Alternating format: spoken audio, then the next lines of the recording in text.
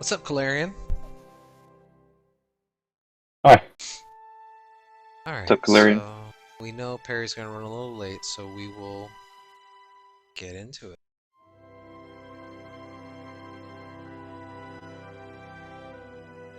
So the last everyone had left off, you had found your way into an old mausoleum, owned by the Castle Lanterns, and upon investigating through the mausoleum, you actually discovered that there were two dead bodies and one female who was still living. After some conversation and saving her life, she basically cast aside worshiping this cult of Asmodeus and wanted to seek out revenge and took you guys to an older windmill, a very dilapidated building where um, she suspected the two long-term followers of Asmodeus were residing. Um, Leaving her outside, you guys traversed through the interior to find it overburdened with the amount of squatters and personnel that were just living in terrible conditions throughout the building. Being generous like you are, you shared some food and some coin with them, and they directed you to head up to the peak of the tower to where there was a small chamber. Upon breaking into the chamber, you had noticed that two individuals were in the process of relinquishing some sort of object to a spine-like looking creature of fiendish nature. A battle ensued, and you guys eventually gave chase through the city streets. Um, and having lost your quarry momentarily, you took a few moments to kind of assess the city and look for the corpse of the spine devil that you had struck out of the air. Um, Noticing large gathering of people, you were able to locate that body, and thankfully, not too far away, Talum's familiar was able to follow the second and third spine devils into a small alley where a horse-drawn carriage had been seated on a far corner of the alley. Um, as you rushed over and tried to quietly pursue and get as close to these individuals as you could, um, not being as stealthy as you liked, it alerted them to your presence, and we all rolled initiative.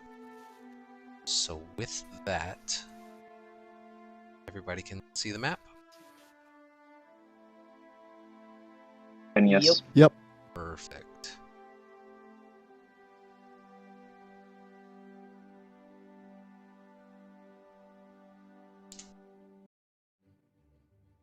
So at the top of the round, you can see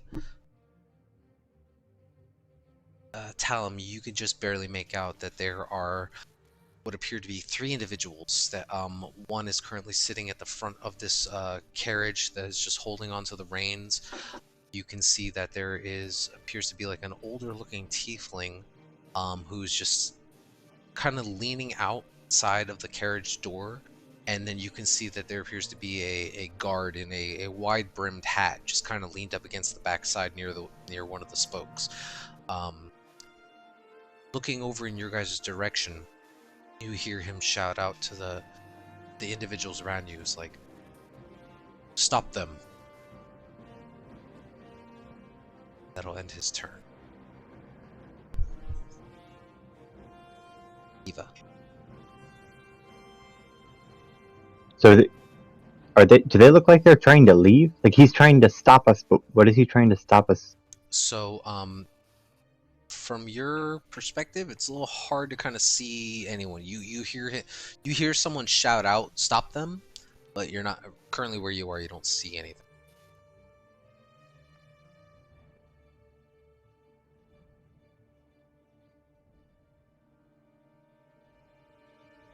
Okay, I'm gonna move a little bit at least so I Okay. can see something. Yeah.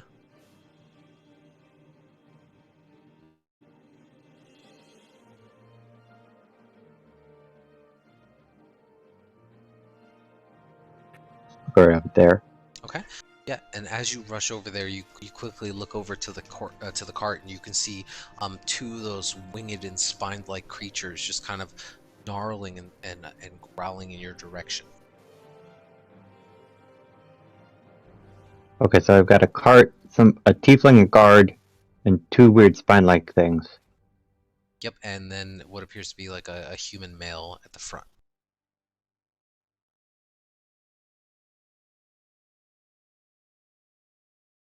Looks like a woman at the front.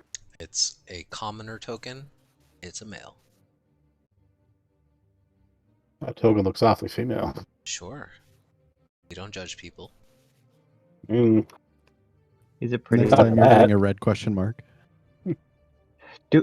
So the tiefling just said something and ended his turn. Like, obviously these flying demons in this guard look like somewhat intimidating. Can I get a sense of what the not a woman in front looks like? Just it looks like an individual in a lightly tailored like long coat, just wearing what appears to be decent looking attire. Looks to be a driver of some sort of the carriage. Looks extremely nervous as they kind of look back in your direction and holding onto the reins.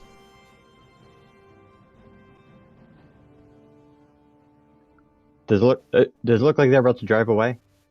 You can make a perception check, but that would be your action. So Hmm.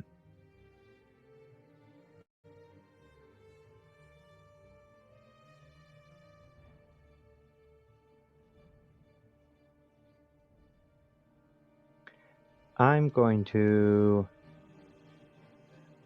ready an action. okay, what are you holding? I'm not sure what I want to do. I'm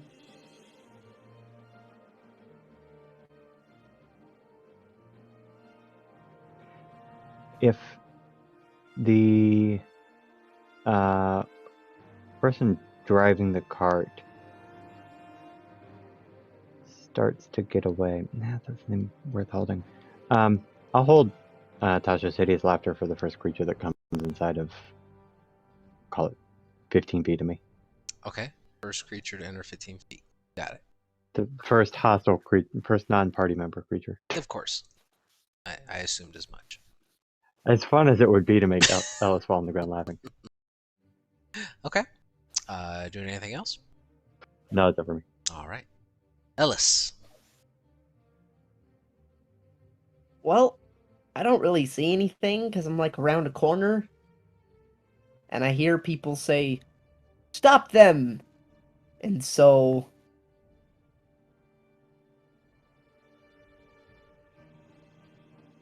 I don't really know. I think I'm going to like. Seeing Ava immediately react and run to the thing, I guess I'm a little. I'm wondering exactly who is trying to stop us. So I'm gonna take out my hammer, which I haven't used in a while. And I'm just gonna get out of the cart here, and if anyone comes around the corner, I'm gonna bonk them. So I'll hold my action to bonk. Okay, holding the bonk. I like it. Kind of Tizia. just wondering who my opponent is before I run in there. You got it. That's the end of my turn. Alrighty. Tizia. Under my breath, I'll say, "You can't stop me."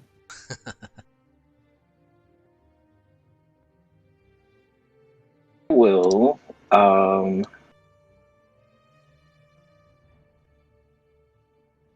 30.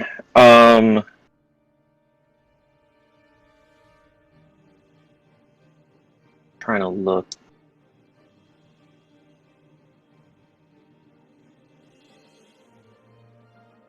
I'm going to I'm hoping this works out the way I would want it to. I'm going to ready. I'm gonna grab something from my satchel, and it's gonna look like this, like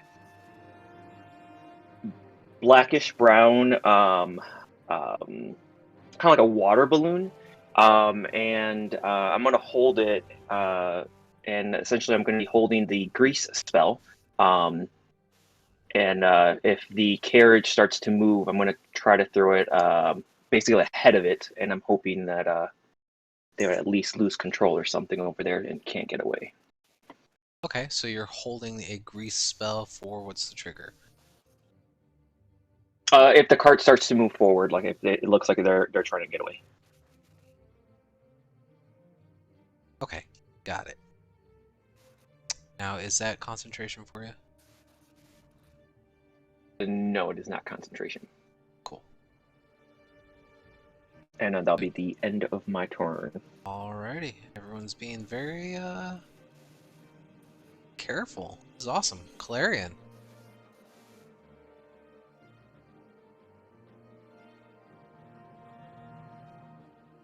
I move up here,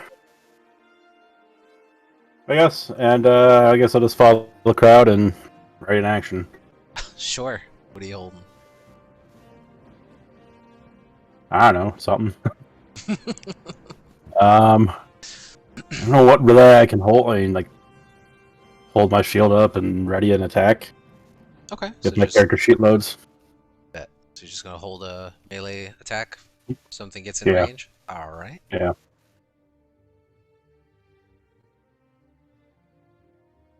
Shoot. That as well. Perry. Let me take a look at the sheet. Let's see what he's got. Probably only cantrips based on how he was throwing out spells earlier. He's got some stuff in reserve. I'm not gonna burn it willy-nilly. Sacred Flame, I believe, is a 60-foot action. Yeah. So Perry is gonna go ahead and he's gonna use his full movement. Just kind of run up as far as he can because he knows there's some fiendish-like creatures over there, and he is not happy with them at all. He is just gonna go ahead and strike out with a Sacred Flame at one of the crazy spine devils on the. So that is a dex save. 15.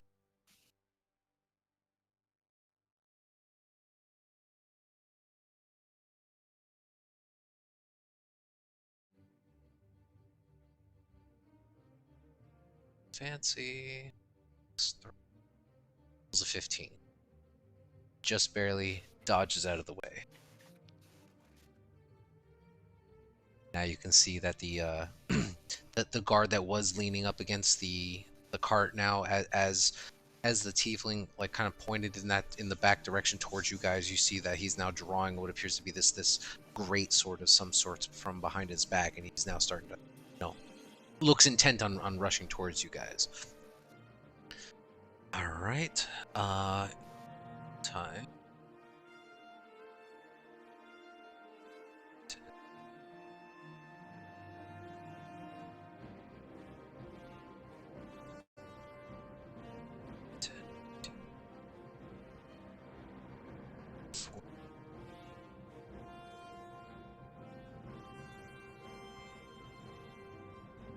So, as the group of you are there,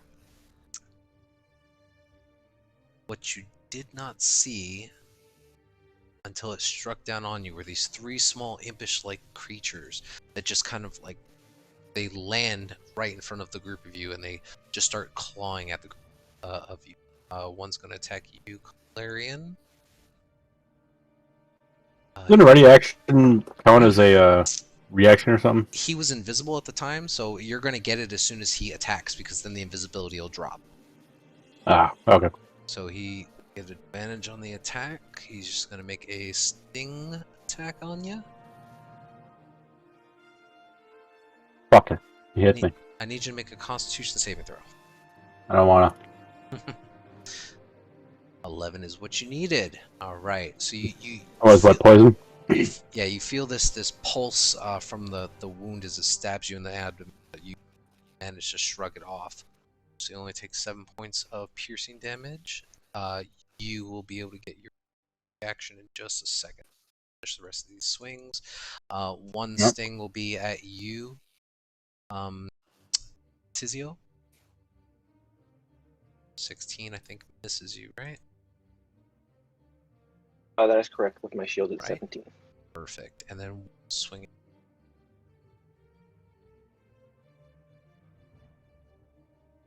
I'll hit 6 points. Hmm. Let's make Constitution saving throw.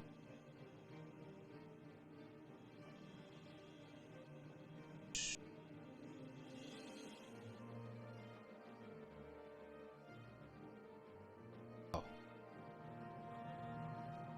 17. He's good. Perfect. Alright, so that'll end their turn. Go ahead and make your attack roll. And then, Eva, if you want to swing off your Tasha City's Laughter, you can.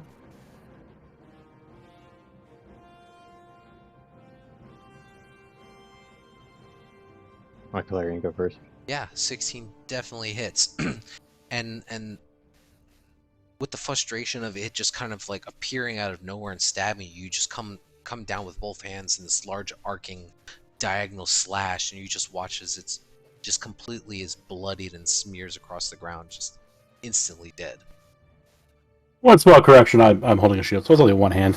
Well, for flavor, but sure. Okay. Eva. I don't want to tell jokes to these little stingy dudes. I'm gonna pass. Okay. On that. Okay. That'll bring us to the guard. You watch now as the guard just kind of shifts forward a little bit, seemingly blocking, to the best of his ability, the path between the group of you and the cart, and you can see that he just appears to take a defensive stance, holding out what appears to be some sort of... Check what he's got.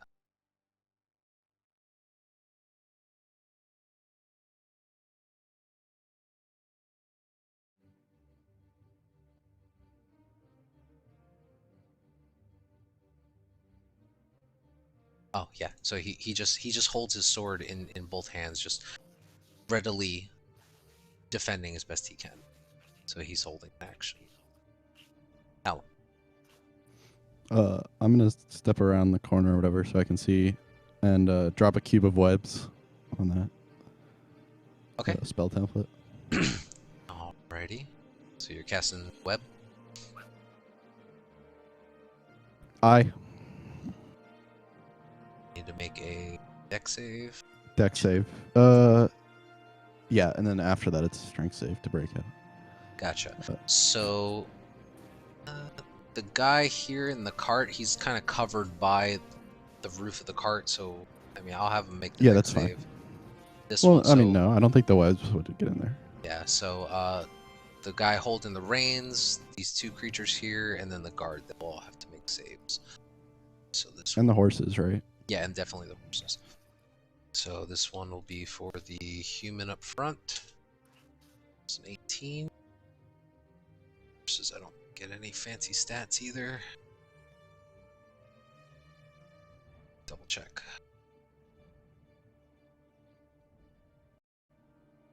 Mr. Draft Horse. Nope, nothing fancy. So this will be for both of them. They rolled a 4, so that's a failure, so they are currently stuck. Let's roll for these creatures here. So first one will be in the top left.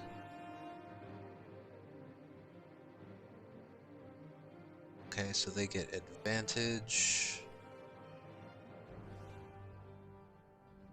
I'll put a concentration marker. Do you use the clock? I was putting concentration just for holding action. You can use whatever you want, Okay. as long as you know what it's for. So that was for the first guy in the top left, he succeeds, and then for the second guy, rolls an 18. Both of these creatures save. Do the guard. Okay.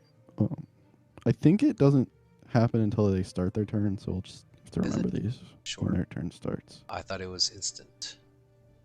It says each creature that starts its turn or enters during its turn must make a save. Got it. So we'll just roll them out now, since I was already rolling them. Yeah, That's fine. I just wanted to clarify because it might matter. And I need to hide this one because I'm not sure if the name of it is going to show up. So gets advantage. He rolled a 14, so he failed. Okay. So you cast web. A large, thick spider silk web just starts to permeate around the space. Do anything else? I'll use my bonus action to push that guy farther back into the webs, if that's He possible. needs to make a strength save. Yeah. Right. So strength save. 19. Well, he doesn't move, and that's probably for the best, so people can still hit him. I realized that as I said it. All right. That's everything. Okay. So at the start of their turn, they will make their dex saves, which they both did, with a 22 and 18. This creature right here is just going to immediately start bounding forward. Yeah, it's just difficult terrain, but Yeah. So let's see here. They have a. Well, if they save, they're not stuck, right? So they can. Yeah. You but watch. it's still difficult terrain. Right, but you watch as it starts to flap its arms and begins to pick up off the ground. It's like a cube. It's a cube, so it affects the sky too. Well, I mean, if it's not. Well, How is it anchored? Because it just kind of fell on top of them, right? On the buildings, right?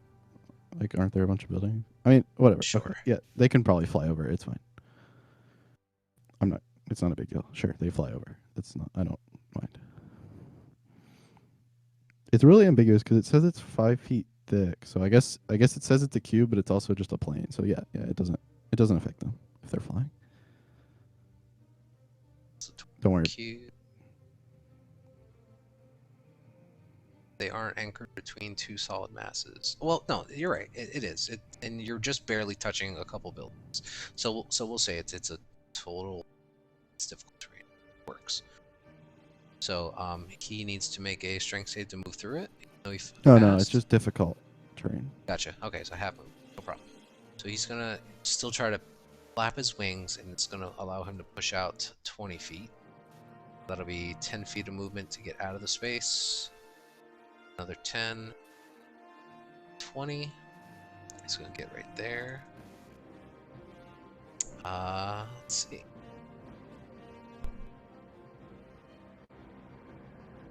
He is going to make a ranged attack. So he's going to look in your direction, Calarian.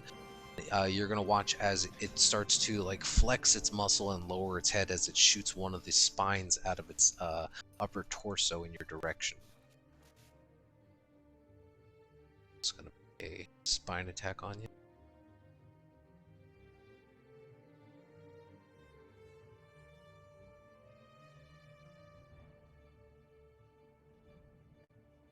So that'll be a 19.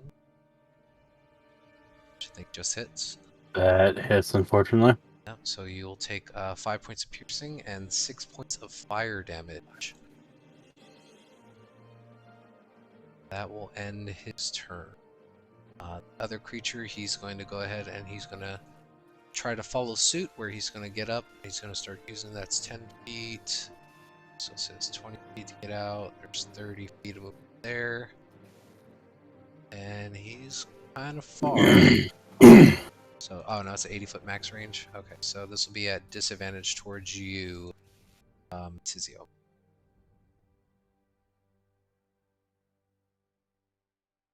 Nine. So that shoots right past you.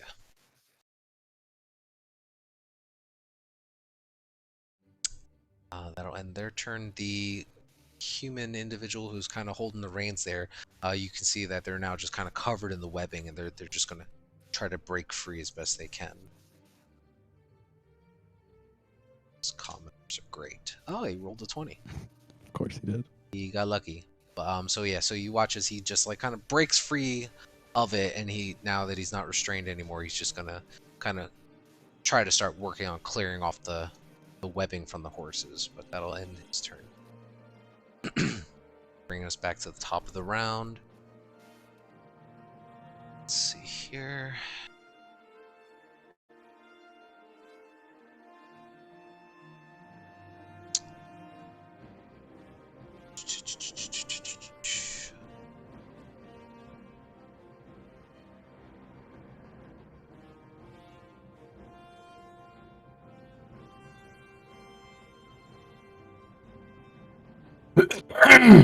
All right. All right. So he's doing his action, but you guys don't see him do anything. He kind of like sticks his head out of the cart a little bit, sees all the webbing, and kind of yells to the guy up front. He's like, "Get this shit the hell off of the cart immediately!" And he's gonna kind of look over and glance over at you, Eva. But that will end his turn.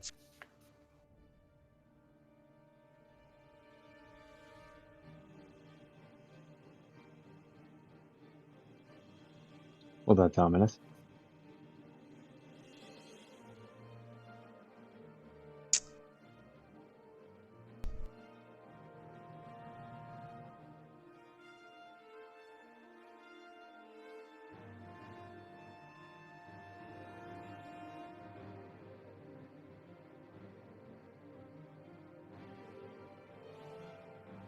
Sorry about that.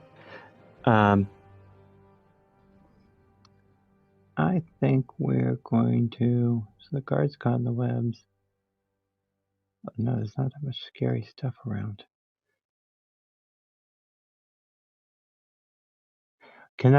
What can I see of the tiefling? Like, what's he look like? I can't see whatever he did with his hands, obviously. Yeah, I got you. Let me get a scripter for him. So you can see a very well dressed, elderly looking tiefling, maybe maybe in his 60s or 70s. You're not entirely sure. Long grayish white pointed beard with slick back, like reddish purple hued horns. The skin itself is a vibrant red color. He appears to hold himself very well. But other than that, I mean, that's just kind of what you see from him at a glance when he kind of peers his head out and looks at you. Since you did not use your hideous laughter, you were holding that concentration, I believe you lose that spell. I was holding casting it. She never cast it, right? Well, you're concentrating on releasing it. Oh shit! I didn't realize that. I thought you were okay. Noted. That's fine. I'm pretty full.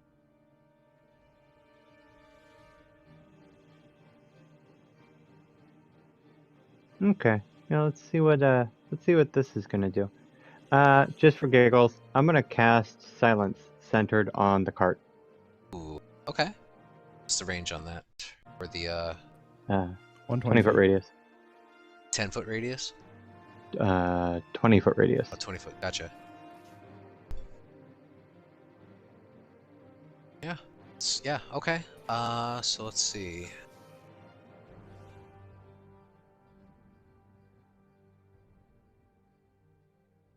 Okay. Yeah. You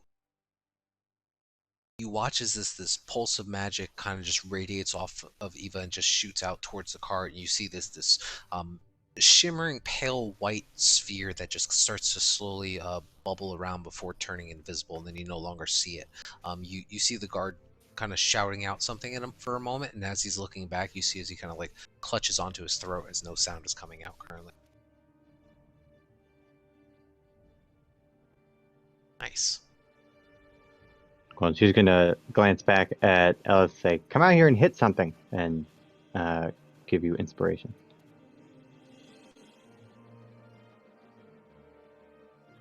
That's it for me. Got it. Ellis. Well, say no more, friend. I didn't even know it was combat until like 6 seconds ago. And then I will run out.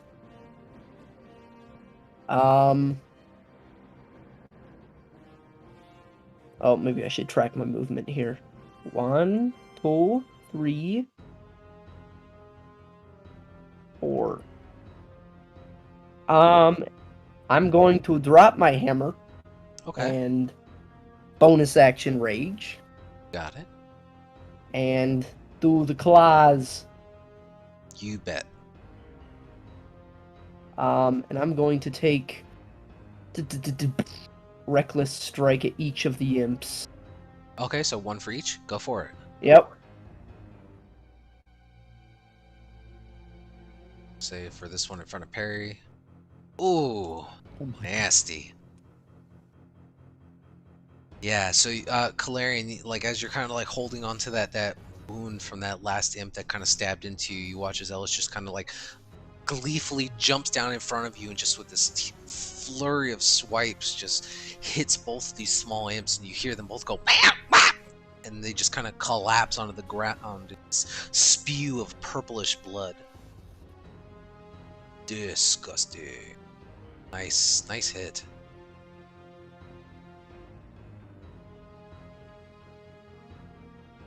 Yeah, it's super good. Okay, so that was bonus action, movement. It's my turn. I'll got say, wow, why do I feel like those attacks were extremely effective? That's the end of my turn. You got it. Tizio, so top of your round. If was Grease a cantrip for you, or was it a level 1 spell? It is level 1, so Okay. I believe I can't use it, so I lose a slot. You got it. And I apologize. There's silence and webbing Yep. on the cart. Yep.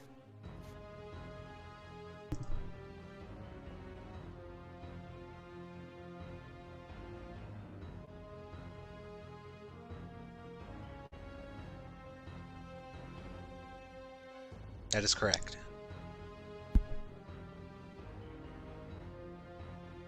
I'm gonna move. Oh, sorry. I'm gonna move there and take a defensive action. Is that what it is? The dodge action. Sorry, there it goes. Oh, okay. You're gonna take the dodge action. Yeah. Got it.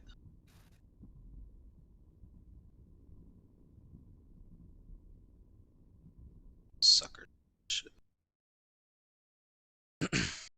Okay, so you are currently just defending yourself as best you can as you kind of run forward. Is that where you're staying? That's correct. Yeah. And now be the end of my turn. I think if I haven't already, yeah, I have it. I'm gonna bring up my armor, but yeah. Perfect. All right, yeah, and you have your armors now engaged. Clarion.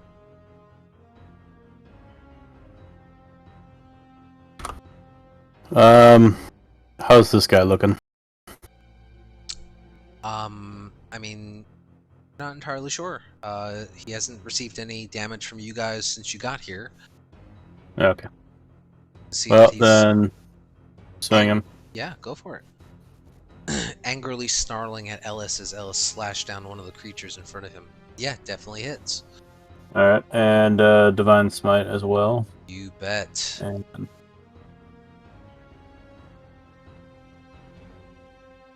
And since it's a fiend, it's actually going to be a 3d8. Should be.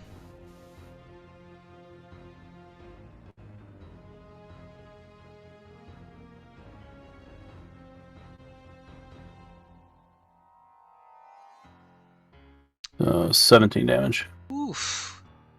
Nice hit. And that'll be my turn. All right, yeah, you praying to Bahamut as you just lash out at this creature. This large divine spark just ignites at the tip of your blade as you slash down onto the spine devil, dealing a huge amount of damage to it, just unexpectedly from you initially running up to it. It now looks extremely hurt, but it's still yelling at the top of its lungs. Harry, not liking the situation, especially with that creature getting up so close to him.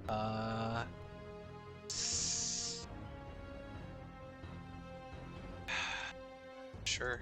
Yeah. We'll say he runs up and he just tries to tag team with you, Kalarian, to get advantage. He's just going to slam it with his warhammer. So that'll give him advantage.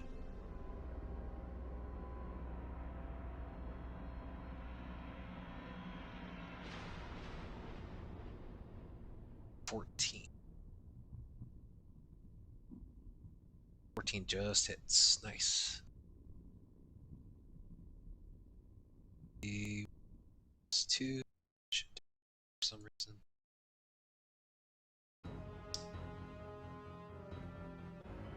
Five points of bludgeoning damage, and that is just enough to smite this evil creature out of existence. And again, as it's currently harrying you, Calarian, Harry just kind of rushes up in the back, just slams it in the back of the head, and just causes it to just have this large gashing out of the side of its brain, just lays lifeless on the ground. Bring us to the guard. The guard is going to kind of, not understanding what's going on, he's trying to shout out something to the cart, but no sound is coming out. He's actually to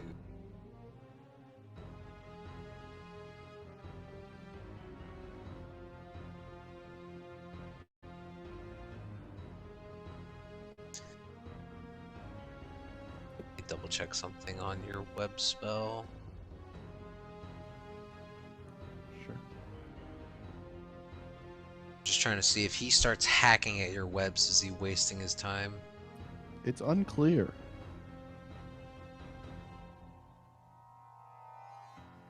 I think it's up to you based on what it's I'll tell you what, we'll say it's the help action. He's gonna use the help action. He's gonna start hacking away at the webs as best he can to try to clear enough space for the cart to start moving. So he's gonna use his move as best he can. He's only gonna get half the distance up. He's gonna just start hacking away at these webbings to try to free up enough space. So that should give the horses advantage on their next turn. And you can see he's just kind of like pointing his finger in the direction, but no sound is coming out. Sounds good. Talon.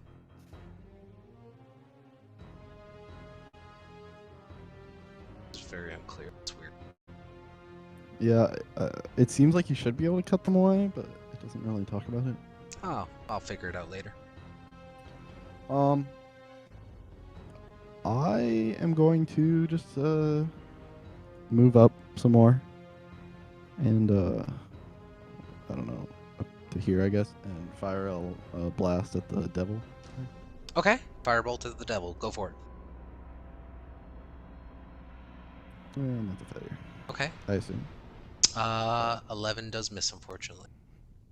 And, You strike it into the chest, like you hit him, and you watch as he just kind of like glances up in your direction, and if it could smile, it seems to be doing so at you. then for my bonus action, I'll try to push it into the webs. All right. DC 15 strength save. So neat. So he fails, and he gets pushed back 10 feet, 5 feet. 5 feet. Boom. Shoved right into the webbing. And on his turn, he'll have to make another dex save, I imagine. Yes. Got it. Also, Yes. yeah, never mind. Yeah, that sounds right. Okay. So dex save for him since he fell into it. Well, it's not his turn yet, right? It is now. I just don't know why it's. Oh, okay. It's The invisible token. because I Gotcha. the token. Yeah. Let's see.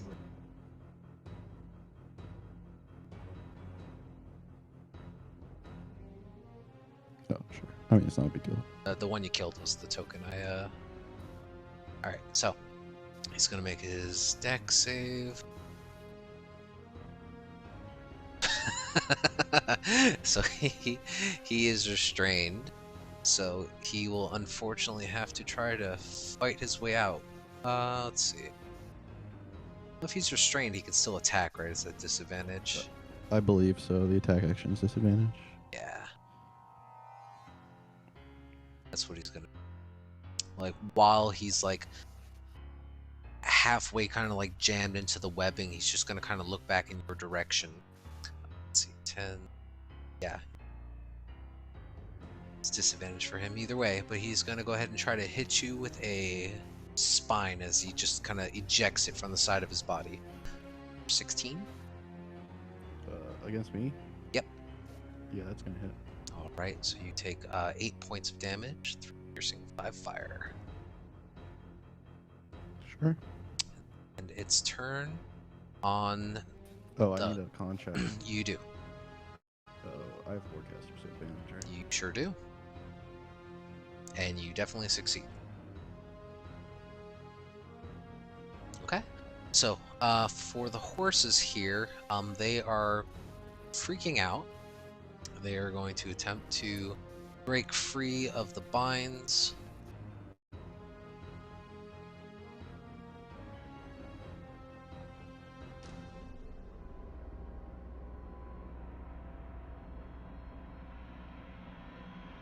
So, because the guard is trying to help, they're going to get advantage. Say strength check. Yeah, strength save, yeah. So they are currently still bound. With advantage, rolls the same. It's terrible. So that'll end the carriage's turn. The human here, he's just furiously like trying to like rip and pull as much of the webbing off as he can. So Well, he needs a dex save. the human. Yeah. At the start of every turn. Yep. Interesting. Okay. I'll check one more time, but I think it's every time you start your turn or enter. Sounds good. Oh, he failed again. So as he's trying to pull away the sticky webbing, it just gets him stuck back in place again. Now he's like starting to curse and swear, but no sound is coming out. And you So can. He can try to break out too. If he has action on that. Yeah, he'll have to, because he wants to free up the horses. No, he's stuck. Okay, so that'll bring us back to the top of the round. This individual inside the cart is actually, now that he's noticing that the cart's not moving, he is going to just kind of climb out and try to. Let's see, what's the closest path out? He has to make a dex save. Yeah, I know. As he's just trying to figure out which way is the best route for him to get out. Yeah, he's going to attempt to try to get out in front of the horses. Let's see here.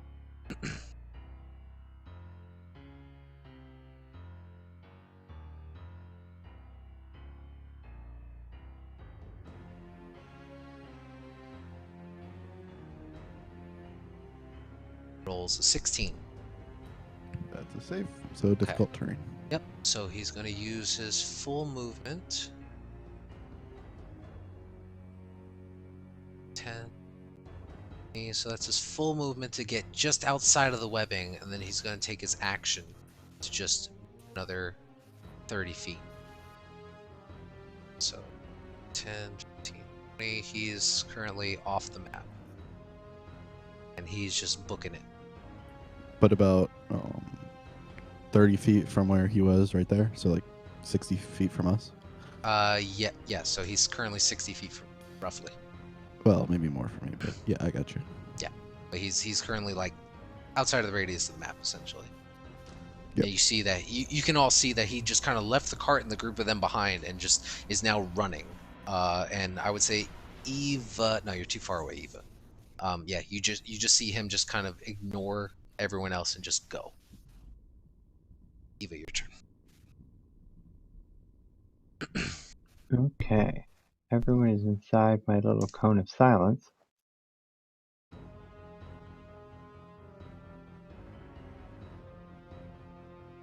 Alright, I'm gonna try to shoot that little flying demon thing that's in the web. So okay, sure, go for it. Do I have advantage if it's web? or no? It is restrained, so you would have advantage. Yeah, attack rolls have advantage. Yeah, because he failed. Amazing. I'm gonna need it. It was a good web. Ooh, 18. 18 definitely hits. For 4 piercing damage. You got it. You don't get plus your dex on. Oh, you rolled a. I rolled for damage. a Gotcha. 1. That Nice. sucks. Okay, yeah. You just line up a steady shot right between Ellis and Calarian and just launch it right in, and it pierces into his chest, but the web seems to slow it down just a little bit, not doing as much damage as you wanted it to, but still hurting. Nice, that's it for me. Okay. Ellis. No, just as a note, I can drop a Right, web well, whenever guess you... it's chase time again. You guys really like chasing people. Why don't you just convince them to stay? That's a lot more fun.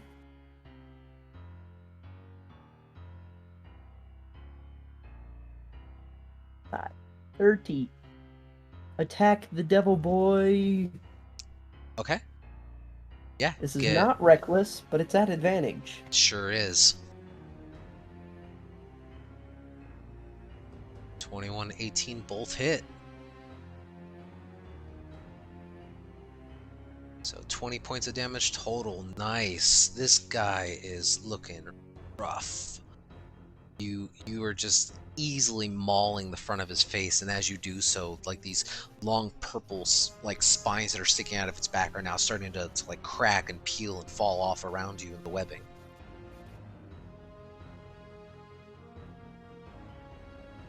You know, I'd say it's gross, but I lived with a bunch of teenagers, so... Tizio.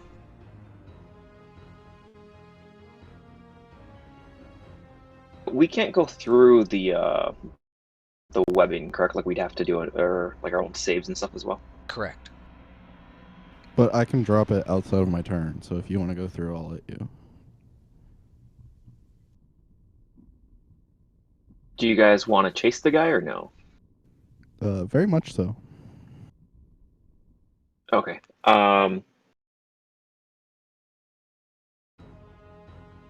I'm going to tell him, take down the webbing, and I'm going to yes, I do have it prepared. I'm going to do this as my action. Ooh, nice. Okay. Well, it's a bonus action, actually, so it's not even your action. Correct. Oh, yeah, you are correct on that. That kind of changes things too. And then as soon as Talon drops the webbing, I'm going to start chasing the individual. So currently you can move 90 feet on this turn if he drops the webbing. Which I am. Okay. And the guy's like 45, 60 from Tizio or whatever, right? You're not sure.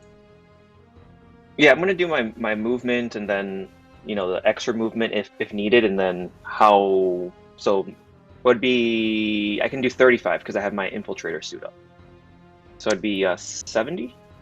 So it'll be a dash plus your regular movement.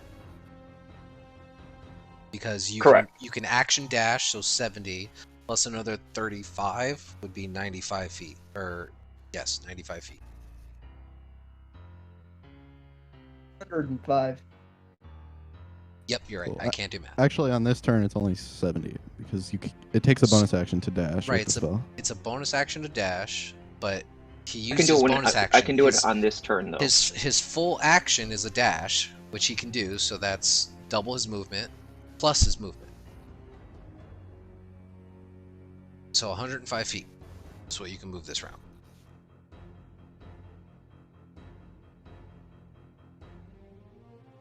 Oh, good. All good. Here to Go, learn Tizio. together. So, you running off chasing after? Okay. Obviously not using my full movement if I don't have to, but yes.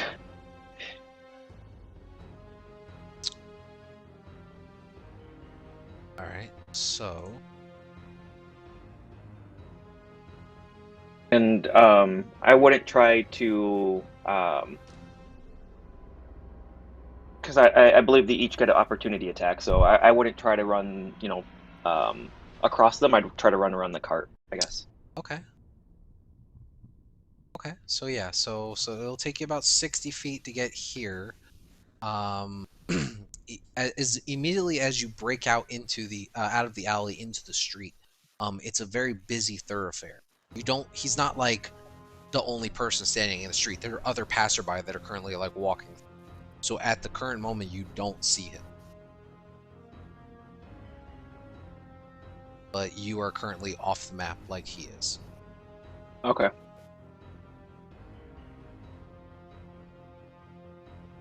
So we will get to that in just a minute. Clarion. This Spine Devil's still alive, right? Yes. Yeah. This may be intruding, but if he still had his action because he didn't use his action to dash, could he make a perception check? It took him 60 feet to get to where he is here at the top of the alley. So the only way he Yeah. would have been able to do that is with dash action. No, 'cause Well, it's no, because he can 35 move plus- 70 feet. Yeah, 70 without the dash. When you cast a spell, it lets you dash. Yeah, so he can bonus action dash and movement move, which is 70 feet. Yeah, he still has his action. Yeah. Okay. Make a perception check.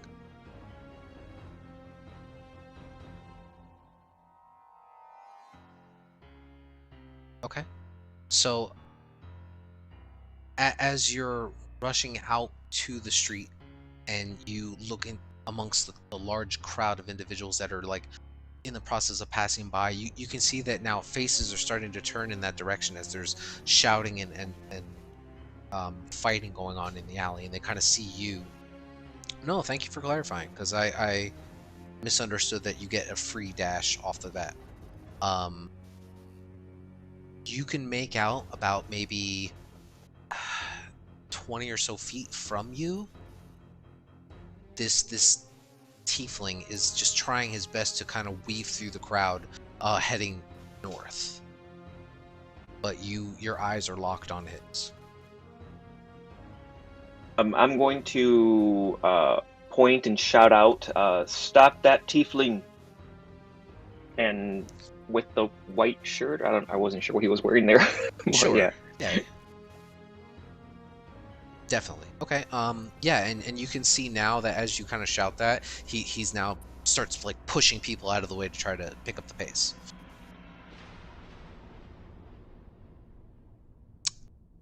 And I believe that's all I can do this turn, correct? More or less. Okay, no, just want to be sure. That would be obviously the end of my turn. Definitely. So Kalarian was in the middle of finishing off this Spine Devil. Hopefully. Nope. Fortunately, 8 would miss. Okay. Any bonus action? Nope. All right. Parry Actually, is... Go ahead. Before I say no, Sure. officially, that dude that just ran off, am I able to Yes. see him at all still? Not from where you currently are, unfortunately. Okay, never mind then. Okay.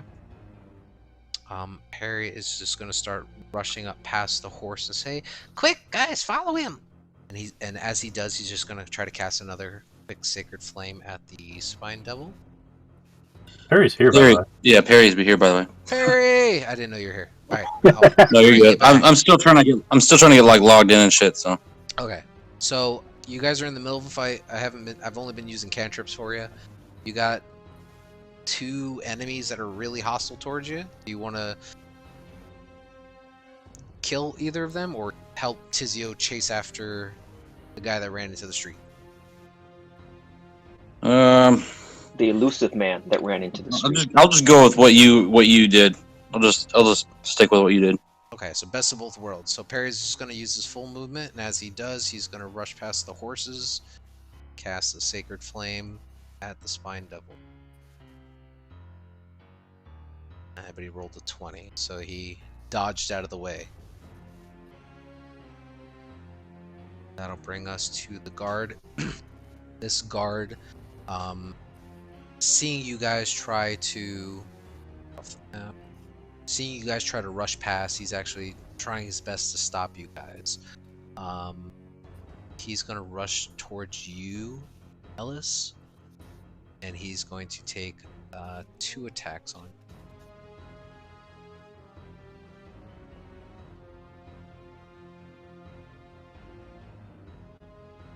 So regular attacks.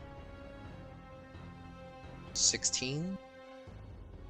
Yeah, that hits. Okay, so you take 8 points of piercing damage, reduced to 4. I need you to make a Constitution saving throw. Okay, so you are currently poisoned. All right. And then he's going to make his second attack. which will be a 19. That misses, sorry. So you only take 12 reduced to 6. Disadvantage because of... I'm talking about Ellis, so he remembers. Gotcha. That's the poisoned effect. Yep. Thank you. And that will end this guy's turn. Hell.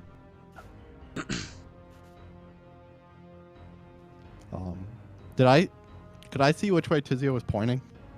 Yes. Okay. I'm gonna have my bird fly off that way at whatever his speed is. I think it's like 60 feet around, including the dash action. Okay. So you immediately start having him rush out into the street to try to follow after. So yeah, so we'll say he gets up towards the edge. Make a perception check for him. Sure. Would he get to do that if he used his action to dash? I'm just giving the bird a chance to try to glance Tizio in the crowd. Okay, well. I mean, it'll take a minute. You know the direction, so you just assume he's not within the immediate radius, but you know he kind of ran left up the street. So maybe in the next round with another dash, you might be able to catch up to him. And then, me as a person, I am going to run up to like here and then Misty Step forward 30 feet. Okay. So that was like 10 feet of movement. Mhm. And then Misty Step to there. So. Yep. Got another 20 feet. Yeah, I'm gonna at least go up to Tizio because that looks like 20 feet. Okay. And I have an action, right? I probably can't see him without a perception check. So. Well, yeah, he's technically off the map, so I'm just throwing him up there just to know he's gone. You can action perception check if you like. Try to glance him in the crowd. Get a lock for next turn, I guess. Yeah. Okay.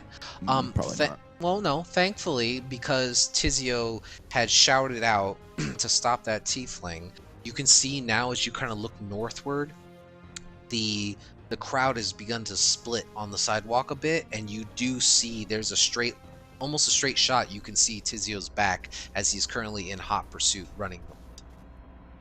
But he's about maybe 40 feet ahead of you. Awesome.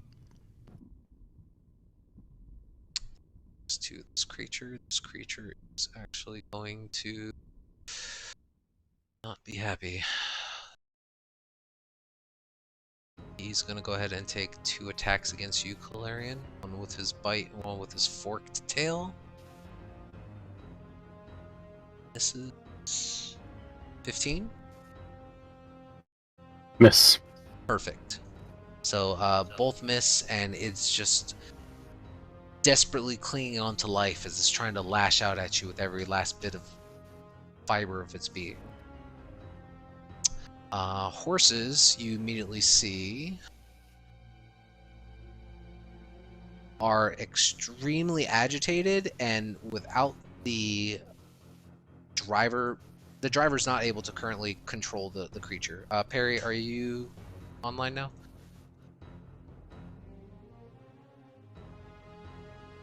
Perry?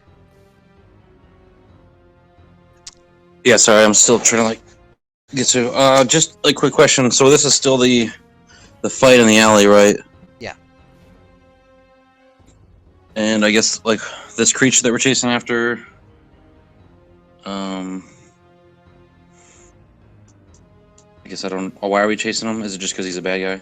Well, you were chasing after those fiend creatures that you saw in the tower, and then you ended up finding them in the alley talking to these guys.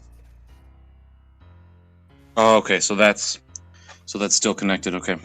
Yeah. And then So right now, as you were rushing to get out of the alley, you ran past the 2 horses that were stuck in webbing, but they're extremely agitated right now. I would just need you to make a dex saving throw as they try to charge past you and rush out of the alley. The driver lost control of them. Gotcha.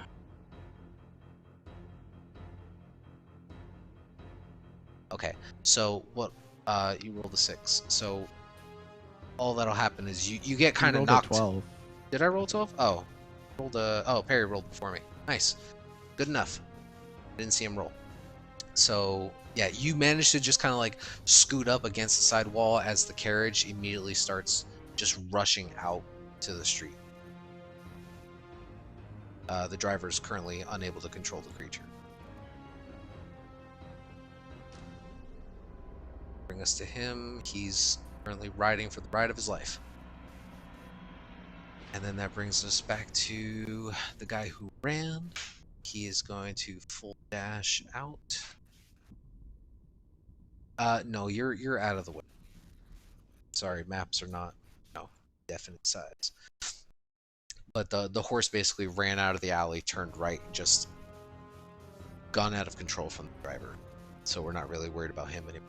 It's like,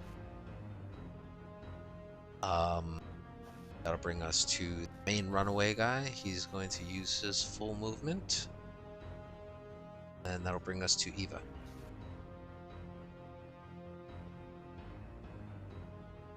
I suppose I'm dashing. Okay. Can make it to there.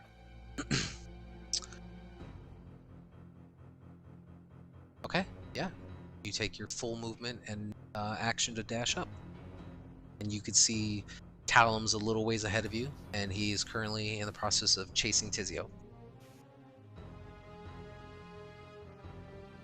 I'm gonna drop concentration on the silence check. No longer relevant. Sounds good.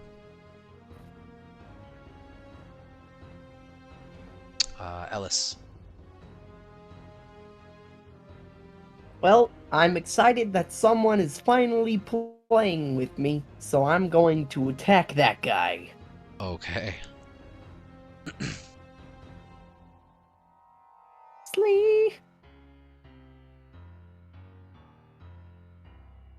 23 hits. Boop. Wow. Well, And 11 will miss, unfortunately. Let's see here. oh, I missed both. You know what? Hold up. I'm just going to roll 2 more times. Okay. Without advantage. Well, I mean, I'm gonna roll the first one. I'm gonna re-roll the first one without advantage. well, then that would be the 11. Because usually the normal rolls on the left, the advantage rolls on the right. But were I you guess not you- trying to do reckless, is what you're saying? No, I guess I technically was.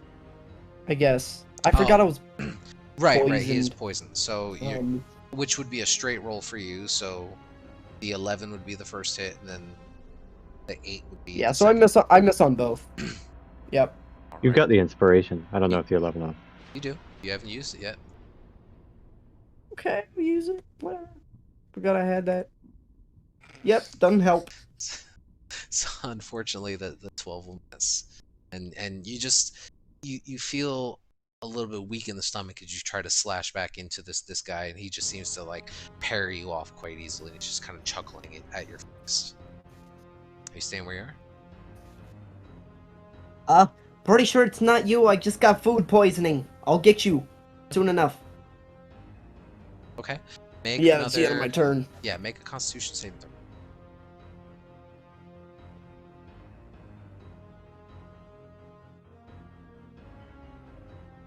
Okay. And after saying that you felt like you had some food poisoning, you feel that effect wear off. It's mind over matter. You're dead. All right. Tizio.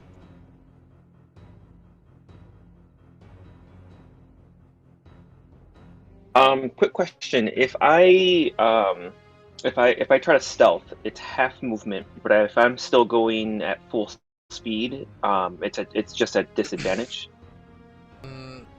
or something like that. So there's a penalty to stealth if you're trying to go fast. So you don't have to be going at half movement. You can say you're trying to stealth. There's a penalty to it. What are you trying to do? I was just trying to obviously still catch up to the guy, but just do it stealthily while still doing my full speed, essentially.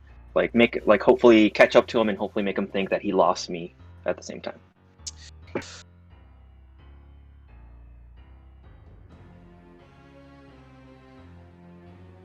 Okay. Make a stealth check.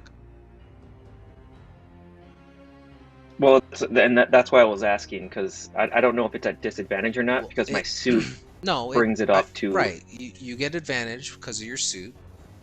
Yeah. Make a stealth check. There's just modifiers that I had. And I can't use your DM inspiration at this point. I have to call it ahead of time, correct? Correct. But Okay, you that's get fine. advantage from the suit anyway, so it's not a straight roll. Okay. So, okay, so you rolled 8, and that's it. You get a +3 to it. That's it. Yeah. Okay. And in total, because you get the dash action as a bonus action, right? So that's 35 plus your movement's 35. So you can move 105 feet around, right? Correct.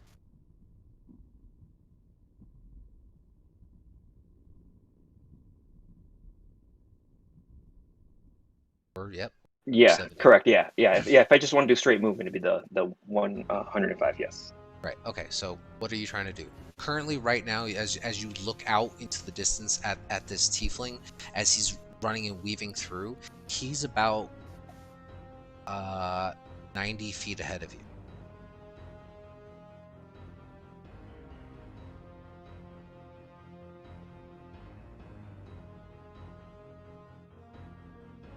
You can see that there's a large crowd of people.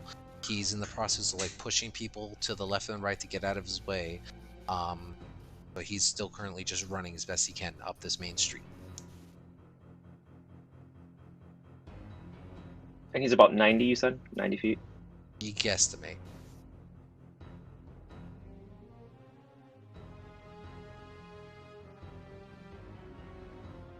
And I'll catch up to him. Yeah, I'll catch up to... Wait, give me 1 second here. Let me double check my spells here. Because if you use the bonus action to dash, you'll be within about 20-30 feet of him.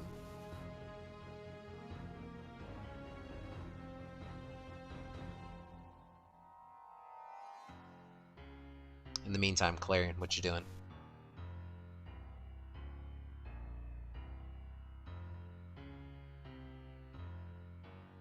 Suppose I'll try to finish off this thing. Yeah, go for it. 24 definitely hits, and easily enough to do. As you just give that final thrust into that creature's heart, watch as more purple viscous blood starts to pour down the length of your longsword. Just kind of kick it off there, and it slumps onto its back.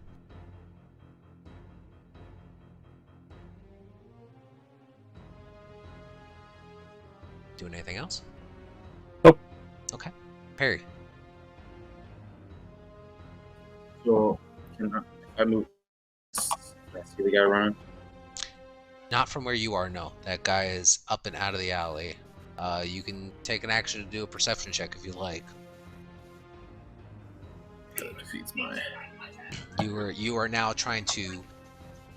You're trying to get eyesight on either like Eva, Talon, or Tizio, or the guy. There's 3-4 people in front of you, and there's a large swath of people in the city street. So my idea wouldn't work anyways. Because if I put Untangle on that, it's just going to cause a full headache. Yeah, he's like super far out of range. I'll just try and, I guess, yeah, I'll just do like... Can I see like where Thalum and them are running? Or do I need to do a perception check for that? You can see, I think at the moment it would be Eva's closest to you. Just because she was the last one to she's kind of like standing right next to you, and she kind of points over, and you can see that Talum is a bit of a ways up. Okay, then yeah, I'll just use my action to dash towards Okay. them. Alright, so you start rushing up to catch up to Talum. Yep. Alright. And that will bring us then down to the guard, who's kind of. I know what I'm gonna do, by the way. What you gonna do? So I'm just gonna run up to the 70, and I'm going to shoot out my lightning launcher. And obviously look up, make sure there's nothing there, and just shoot it up and yell out, "Stop!" And hopefully the lightning launcher will also guide everyone else as to where I'm at, so they don't get lost or anything like that. Okay, so go ahead and roll for your attack. Into the air, not to him or anything. I see. So you're just shooting it straight up into the air. Correct. Yes. Okay, make an And hopefully that intimidation will, check. yeah, and hopefully that will disperse some of the crowd as well. For everyone. Yeah, that's gonna scare some people. You said intimidation. Mhm.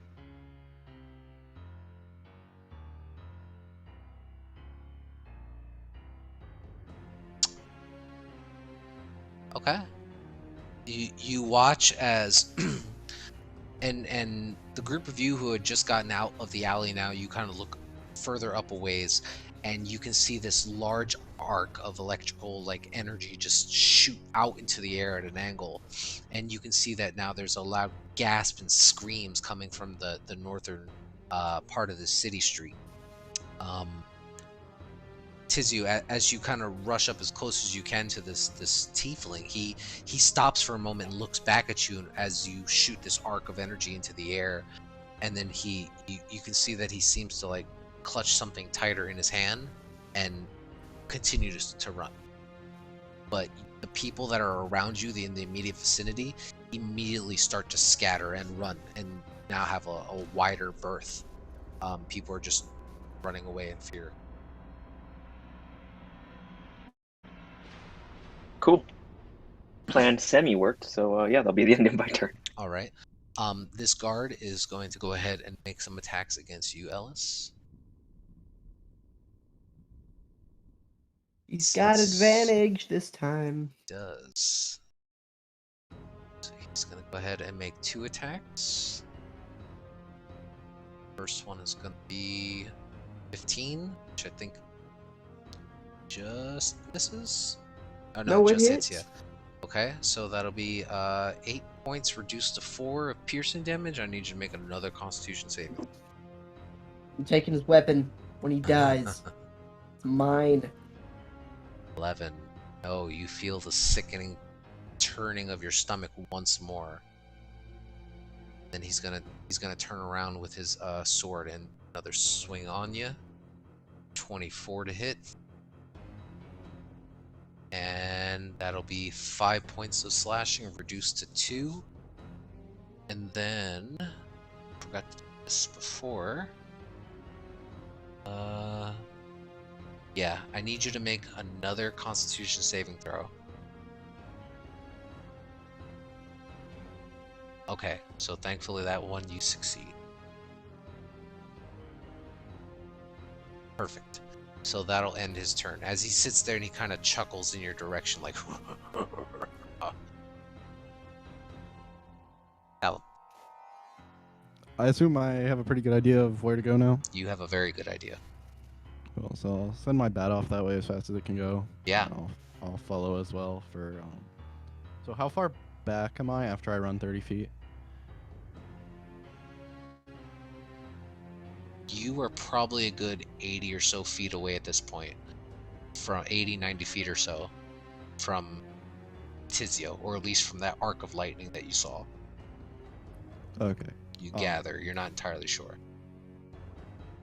And I don't have any sort of visual on the actual person, so yeah. Okay. I mean, you have a clear visual on Tizio because there are people that just completely are ducking for cover and scattering to the 4 winds, and you can see that Tizio is just standing there in the middle of the thoroughfare, having just released this blast of lightning into the air.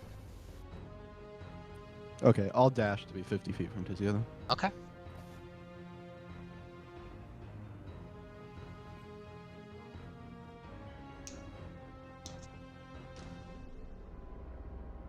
Is gone. Yeah, what's up?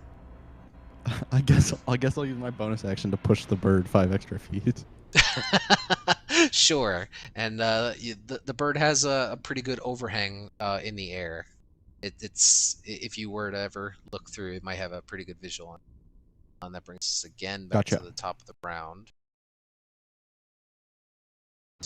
Another distance as you watch now that he's gaining more distance on you once more. Tizio. It's him.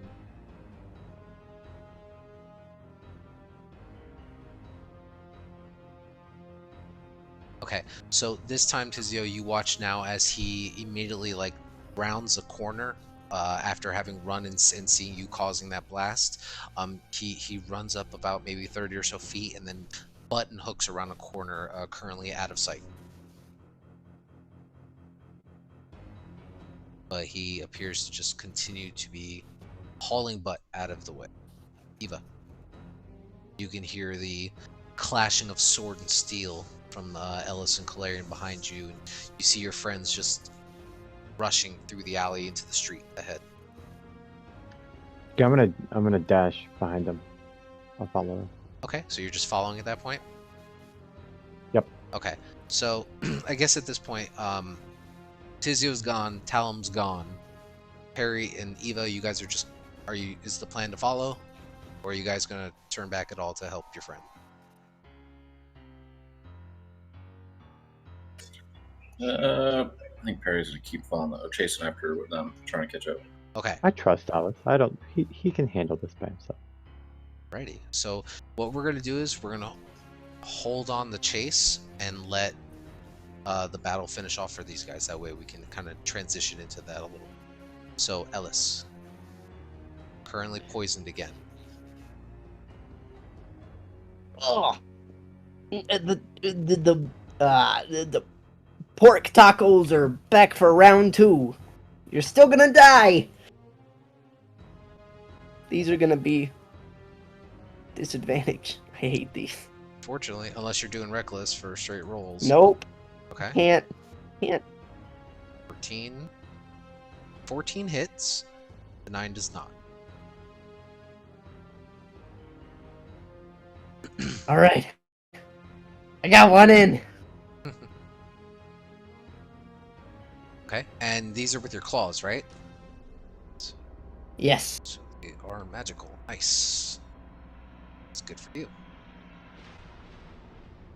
Okay. Are you sure? Hmm? I don't think they're considered magical until level 6. Let's see. Yep, they don't become magical till level 6. Okay, so not magical. Okay. Sucks.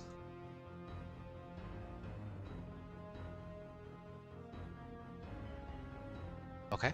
So you watch as you manage to land one sickening strike into him as he's kind of chuckling at you in the direction, and you can feel your claws your pincers dig into his skin a bit, but for some reason it doesn't seem to have as much impact as it normally does. It's strange. Calarian. So those guards still attacking Alice here. Yeah, Ellis, make another Constitution save throw. The turn order messed up because it shows for me it's still Ellis's turn. I know, otherwise I'm going to continually be clicking through for 3 people. That sickening feeling goes away again. Okay. Well, if I'm gonna smack him. Go for it. Maybe. 17. 17 definitely hits. Okay. Okay. So, kind of similar to Ellis, though, as you slash onto him now that you guys are both trying to attack him from the front, and he's in the process of like trying to block and parry as best he can. You feel it impact. You watch as blood begins to splatter, but it doesn't feel like it has as much force or it's not doing as much damage as you're used to with such a sharp blade that you usually swing. Yep. Bring us down to his turn. He is just gonna go ahead and take one swing at each of you. This one will be towards you, Golarian. That's a 12. That'll miss. Yep. He's gonna swing around with his sword back at you, Ellis, for 18. So you'll take 5 points of slashing damage. Oh, good roll. Starting to get used to the effects. You shrug it off this time. That'll bring us back to the top for you guys. My turn gets skipped? No. Or are you just saying I ran? We're finished. I'm assuming that you guys are just still chasing, so. Yeah. Yeah, okay. I just want to make sure. Yeah. Ellis. What? It's your turn, Ellis. Everyone's dashing to chase after.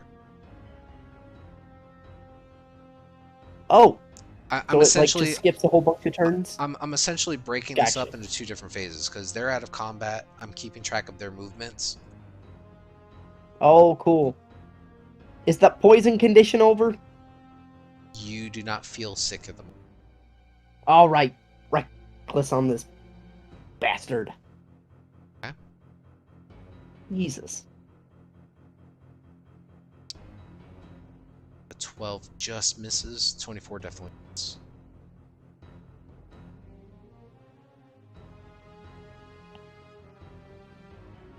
Well, that's all I got. Okay. Talum still continuing on the chase. He's gonna move up again. Eva is still following. Tizio, you're the only one I have to ask though, because you have the ability to close the gap at this point. So what are you attempting to do? No, yeah, I was going to, I shot up, assuming that hopefully I can catch up on my next turn. So yeah, I'm gonna continue giving chase. Okay.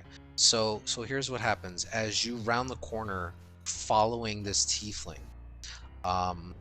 You immediately see that there is a extremely large crowd of people that are in the process of like almost like a parade of sorts that is currently blocking this street.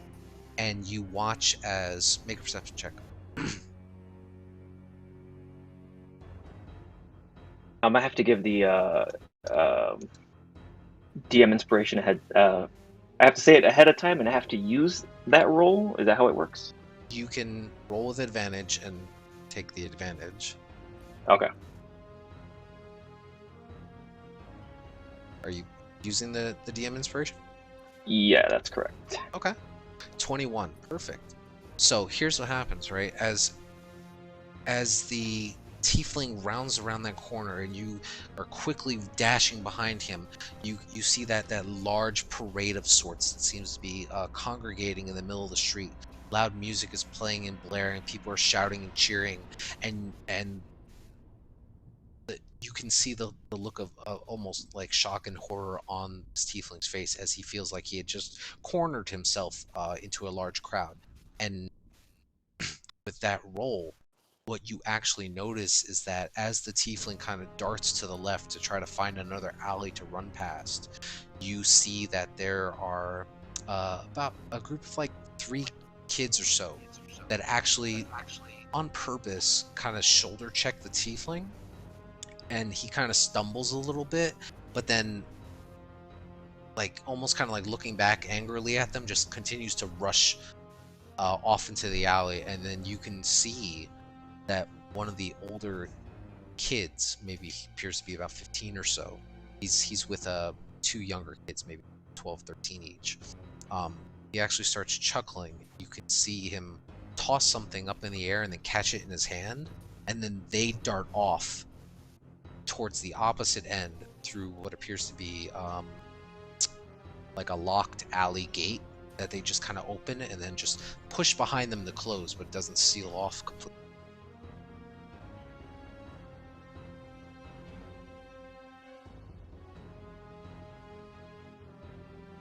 So wait, did the kids catch the thing, or did the dude catch the thing?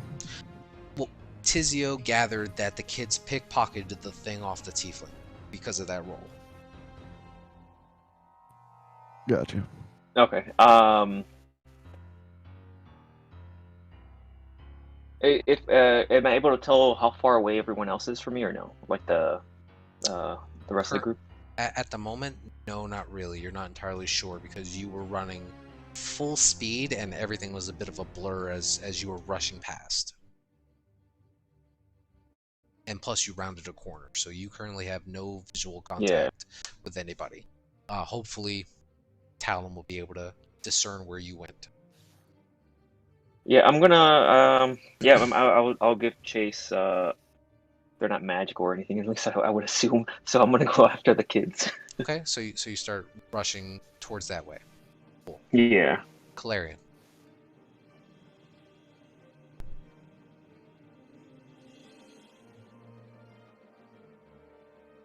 Does this guy look damaged like at all? I know you're saying like He seems to be very, very sturdy, and he appears to be having the time of his life.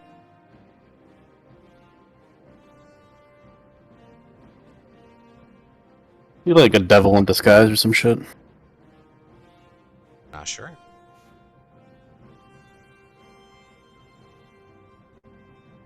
I'm sorry, I missed Ellis's turn. Did he continue attacking, or just he do something else? Ellis did attack recklessly. Now, if you wanted to try to reposition yourself by flanking the individual to get advantage, sounds great.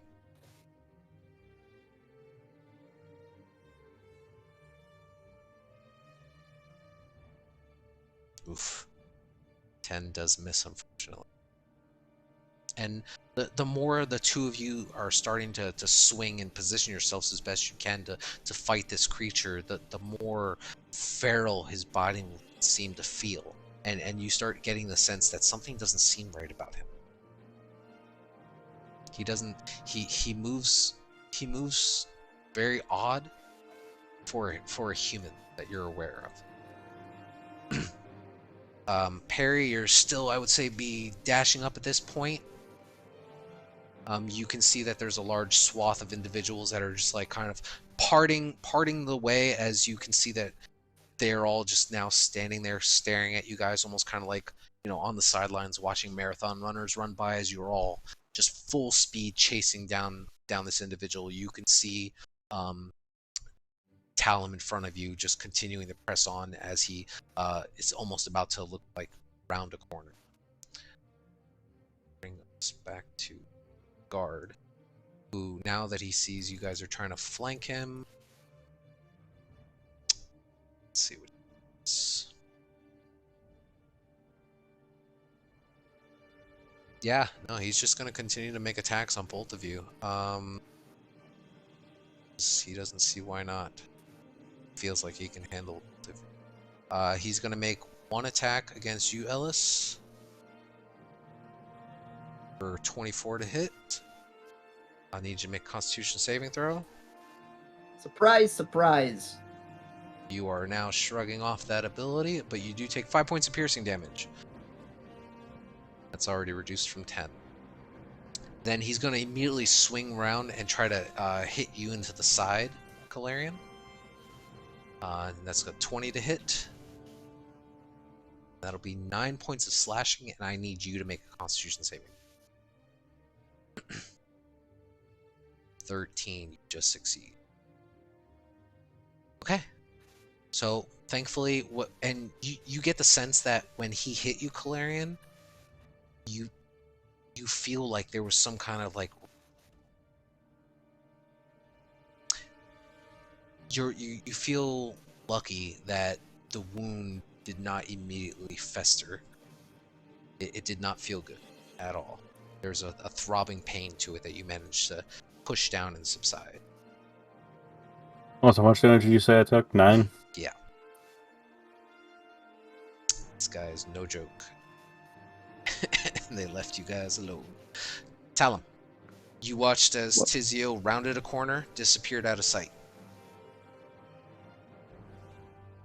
I mean, I want to keep... Yeah, you rush up about 30 or so feet and just make around that corner yourself. Make a perception check for me.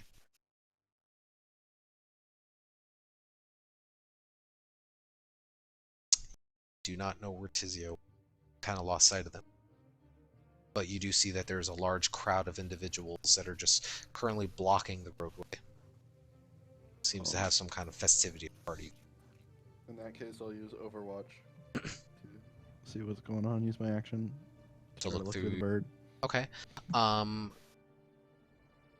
I would say that your bat is currently perched up on top of what appears to be this large wrought iron gate.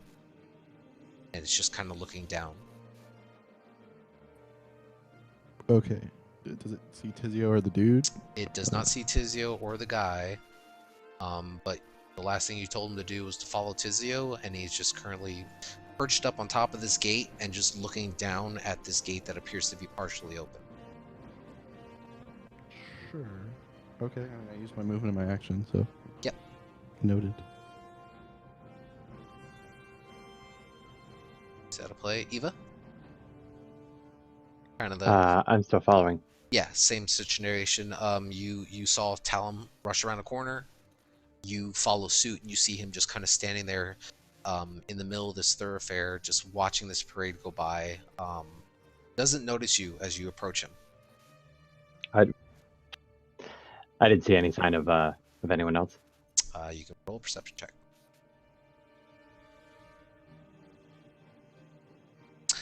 Taking a look, it's rather busy at the moment. You're not seeing a tiefling. You're not seeing Tizio. You do see that the entire middle of the street seems to be blocked off with some kind of event. There's a lot of cheering and music playing. You see that one alley to the left appears to be like a darkened alcove. You don't see anybody over there. Then to your right, you see a large rock gate that appears to be partially ajar, and kind of looking up at the top of the gate, you see Talum's bat.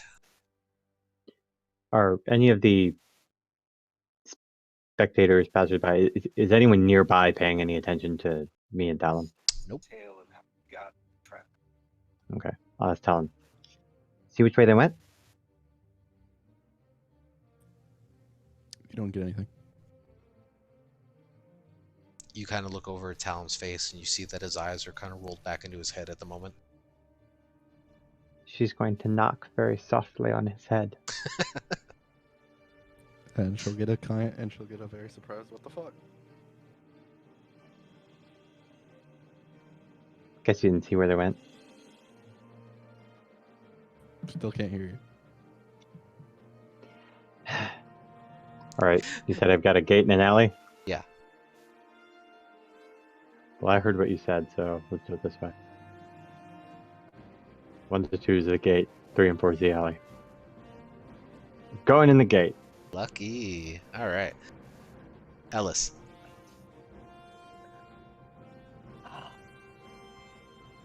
At this point, I think I'm pretty thrilled. I don't think he's fighting fair. Like, he needs to be fist to fists in order to be fair. No magic shit, but you know, whatever. I'll come out on top.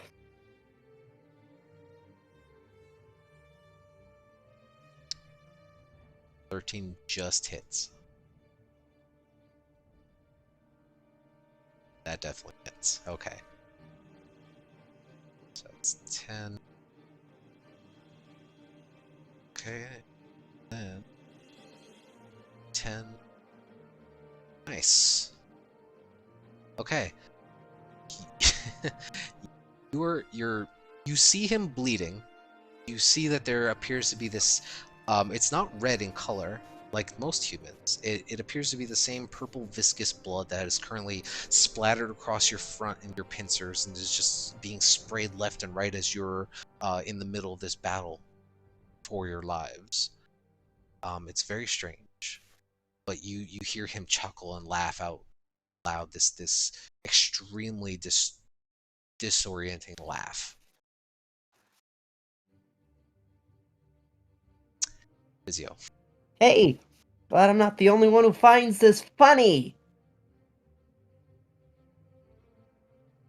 Now stop using magic, you dickhead. Tizio, you enter in through this gate, and it appears to lead down a long stone staircase. Just kind of listening to the echoing of footsteps and faint bits of water dripping. You can hear out in the distance the echoing of sounds like children's laughter. But as you slowly work your way down this step into the dark, you start to notice that there is no light source whatsoever.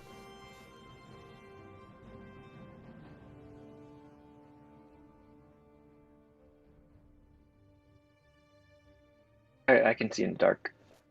Yep.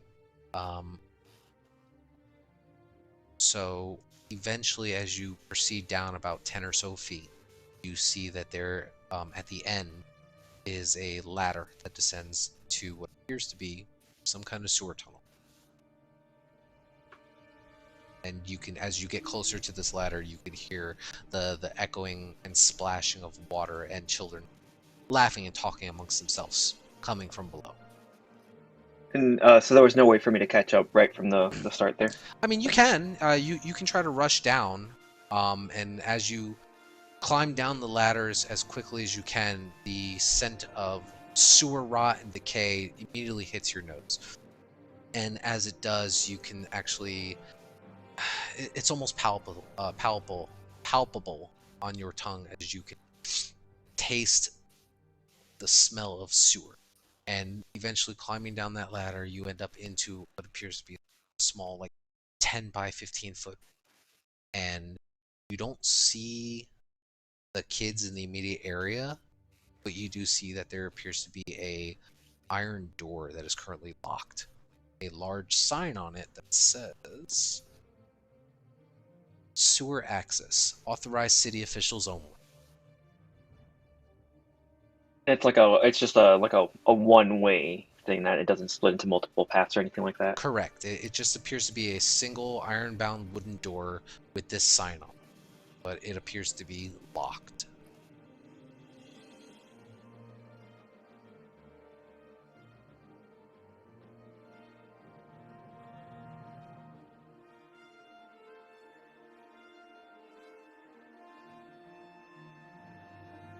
Clary. You still have an action, Tizio, but I'm giving you a chance to think about what you want. Okay, thank you. I don't know. I can't believe everyone left you guys. Yeah. What's up? This guy look really any different after Ellis? He's This is his last attack.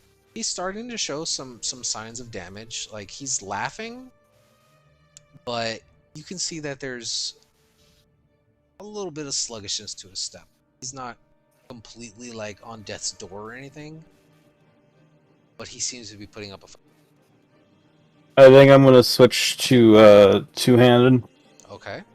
So drop down to 18 AC. 17. 18 Shields +2, isn't it? +1. Shields are +2.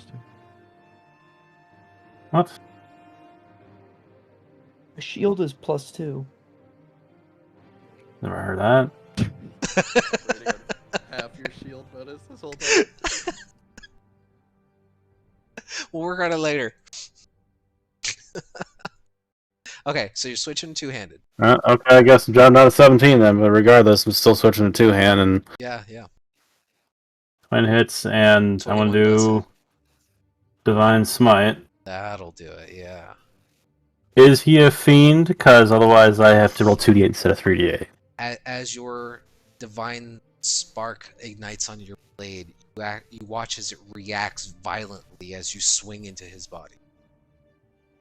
So I'm assuming 3d8 then. Absolutely. So 16 points of damage. This does not have, as it is magical. So with that spark of light and divine energy pulsing from your sword, you watch as his eyes kind of go wide momentarily as the strike slashes into the center of his chest, and he lets out a vicious howl of pain. And you can now see that there is a bit of worry on his face, and his attention shifts a little.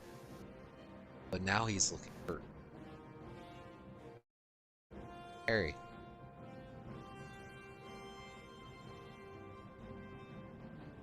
Ooh, am I close enough to do something? You saw Eva round a corner. If you dash up, you'll be able to round that corner yourself and probably see the group of them standing there. And yep, I'll do that. Okay, and you do. So you see Talum is currently standing in the center of this crowded street. You see Eva is in the process of walking off towards what appears to be some kind of iron doorway.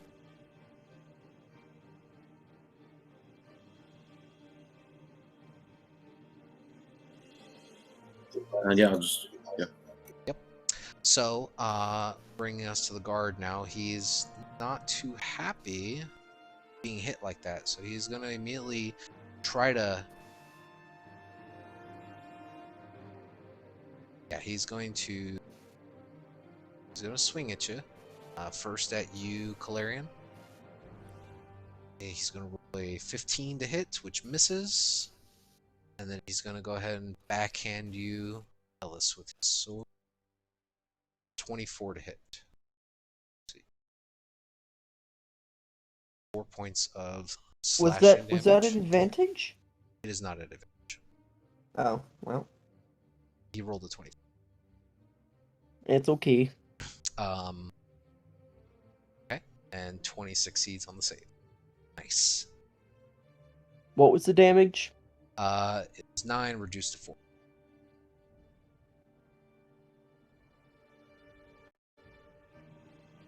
But you see as he is not looking happy with the predicament.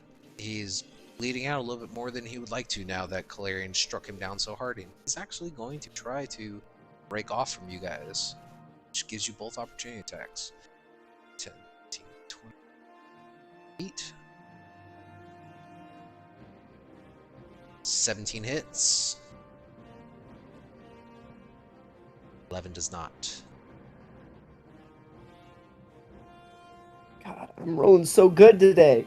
Well, can't you do reckless on that? No. Only if he had already reckless. He did. Well, then he has advantage. He recklessed on his attack. This is an opportunity, so it should be an advantage for you.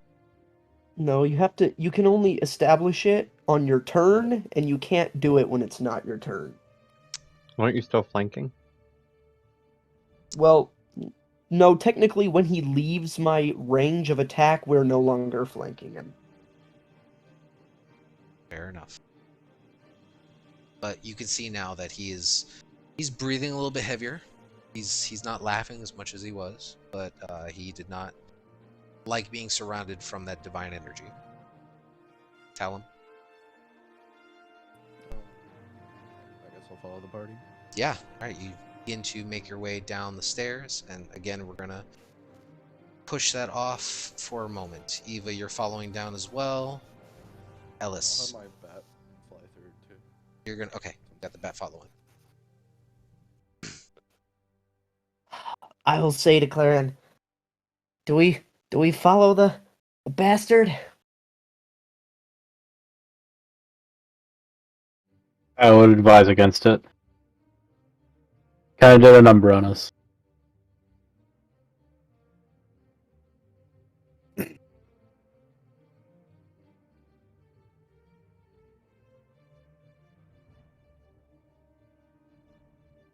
Is there any way for you to give me magic?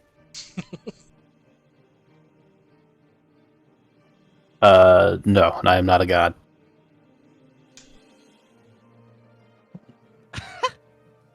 I'm trying so hard not to laugh. Yeah, you run, you scaredy cat. We'll find you again someday. Just you wait. And I will stop my rage but like rage walk away. Okay. All right. Calarian, are you engaging or are you leaving too? I'm leaving. Okay. So we'll say that combat for you guys, because he's not going to try to chase you down either. He is trying to get out of there. So what we're going to do is we're going to take a quick break. Because that combat went way longer than I thought it would. Come back, we'll pick up where Calarian and Ellis have no idea where the party went, as they all chased after.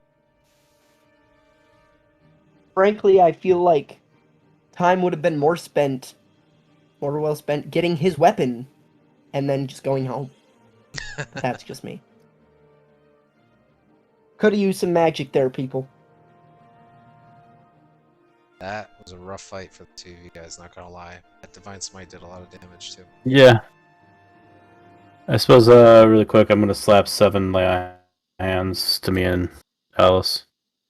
Okay, so you're splitting it up for. Yeah, give us a little bit of health. Yeah, you got it. And take 7 How points much of are you healing. healing me? 7. 7. Come back. We pick up from the chase. Go back.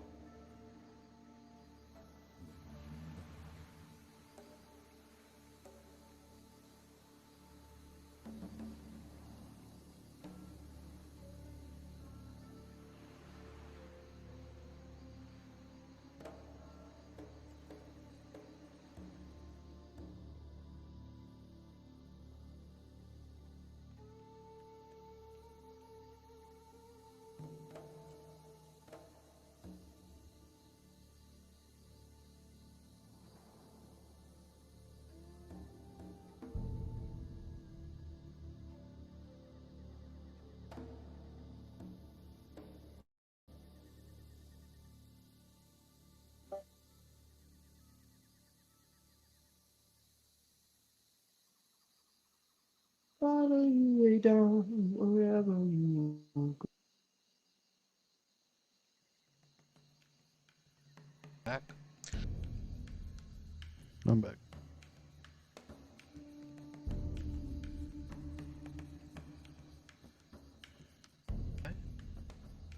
So get the word from Valerian. Pick back up. Never left. Oh, okay. Let's roll right into it, shall we?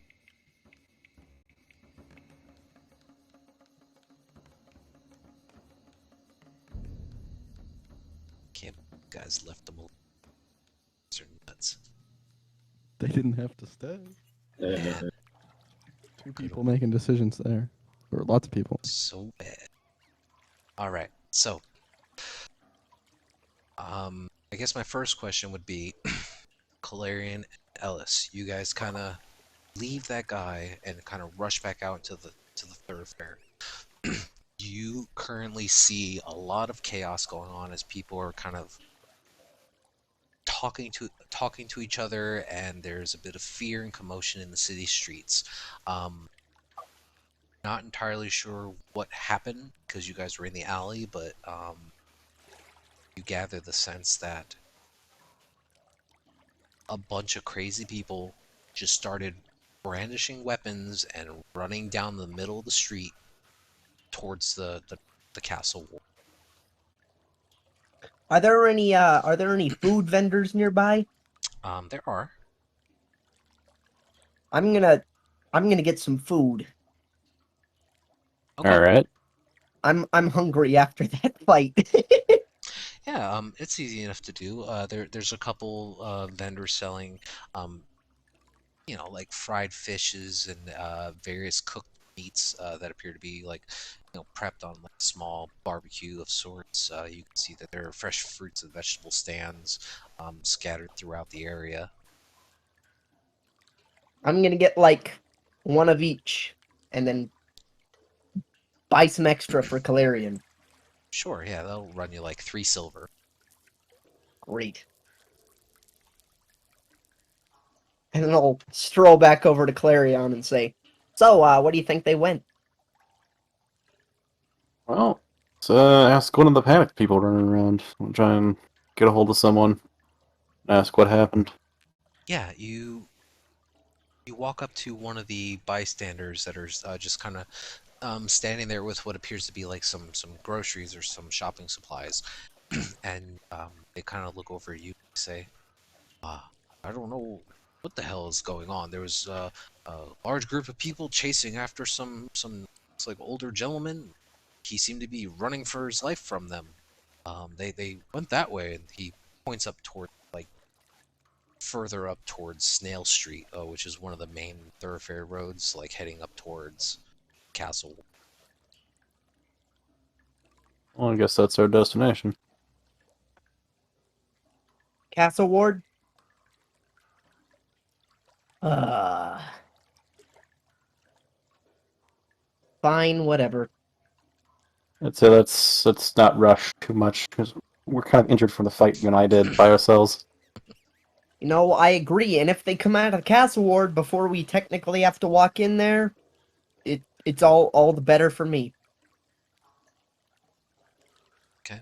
And it'll take a little bit of time if you guys are just walking at a normal pace or trying to pick up your step, but as you go, you can see that there's like a long trail of citizens who are standing by, just kind of gossiping, and as you stop between the groups as you go, you can eventually find your way towards that same street where the parade is going on, where the festivities are happening.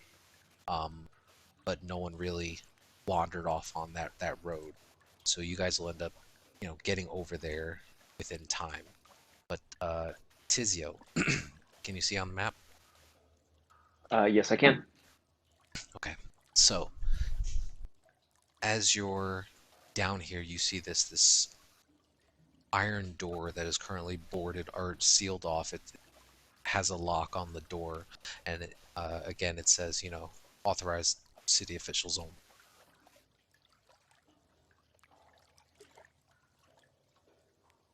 only. me knowing obviously how my firebolt works and stuff like that, like, is it louder or is it just like a silent beam or?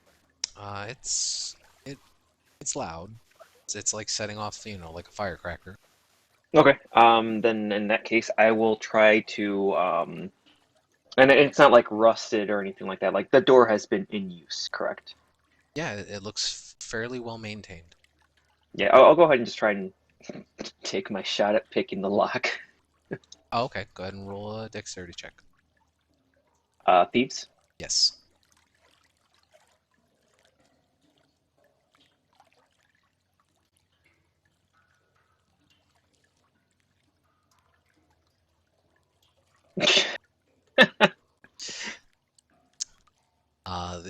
It appears to be a very well-made lock, and it does not appear to budge when you attempt to unlock it at the moment. Question. With the Expedious Retreat, like is if I was to like try to ram the door, like does that give me like a advantage or anything like that, or no? What's your strength score? I think it's like a 10, so 0. Yeah. It's a 10? No, it's I get 0 modifier, Right. So it's so a 10. Yes. base of 10.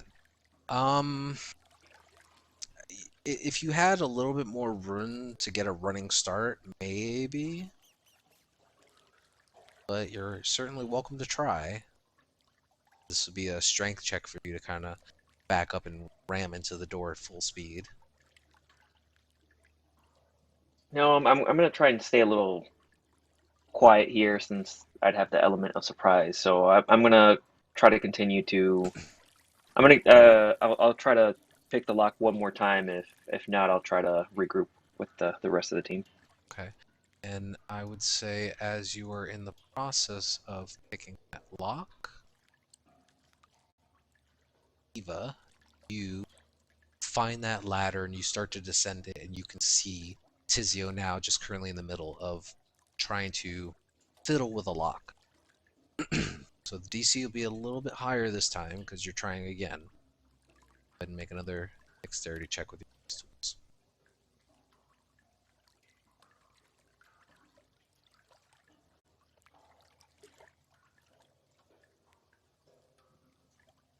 Nice. Okay. So Oh, Eva, nice, you got one. exactly, and as she says that, you're in the process of like finally finding the right tumblers, and the door unlocks itself and begins to swing inward. And now that smell of sewer and rot, it immediately it wafts in from the open doorway, and it's even stronger than it was before. Whew, that stinks. I'm gonna take out that cologne magical tinkering thing that I created a while back. Kind of put it nearby, so I hopefully that helps me out. Um, yeah, we're giving chase to the tiefling guy, and luckily enough, right as I went around the corner, I saw some kids, and I'll kind of give a description on them. And it looks like they pickpocketed, but he didn't realize it, and they came down this way. And as you're having that discussion, Harry and Talum show up. Yeah, obviously, let's chase some kids down into the sewer. That sounds great. Damn punk kids. What about some kid? You're telling me you stopped following the guy who works with fiends to follow kids? Yeah, I don't know. Tizio wants some kids, so. Tizio wants some kids. Sounds very wrong when you word it that way, Eva. You should probably think things through. I need to call Chris Hansen. Come on, have a seat. Come have a seat. Have a seat here. And same thing. I'll explain it to them as to what ended up happening. The whole chase and being pickpocketed by the kids. It seemed like this may have been what they were trying to hide from us or keep away from us. Did he try to open the door? Sorry, what was that, Perry? Have you tried opening the door yet? Yes, we just opened it. As I Oh. push it open, push it open, I believe. Yeah, it pushes into the sewer inside, and as you're all standing there, that the strong smell of sewer waste and various rot debris hits all of your noses. It's almost suffocating. I don't mean to be that guy, but I'm in need of some help.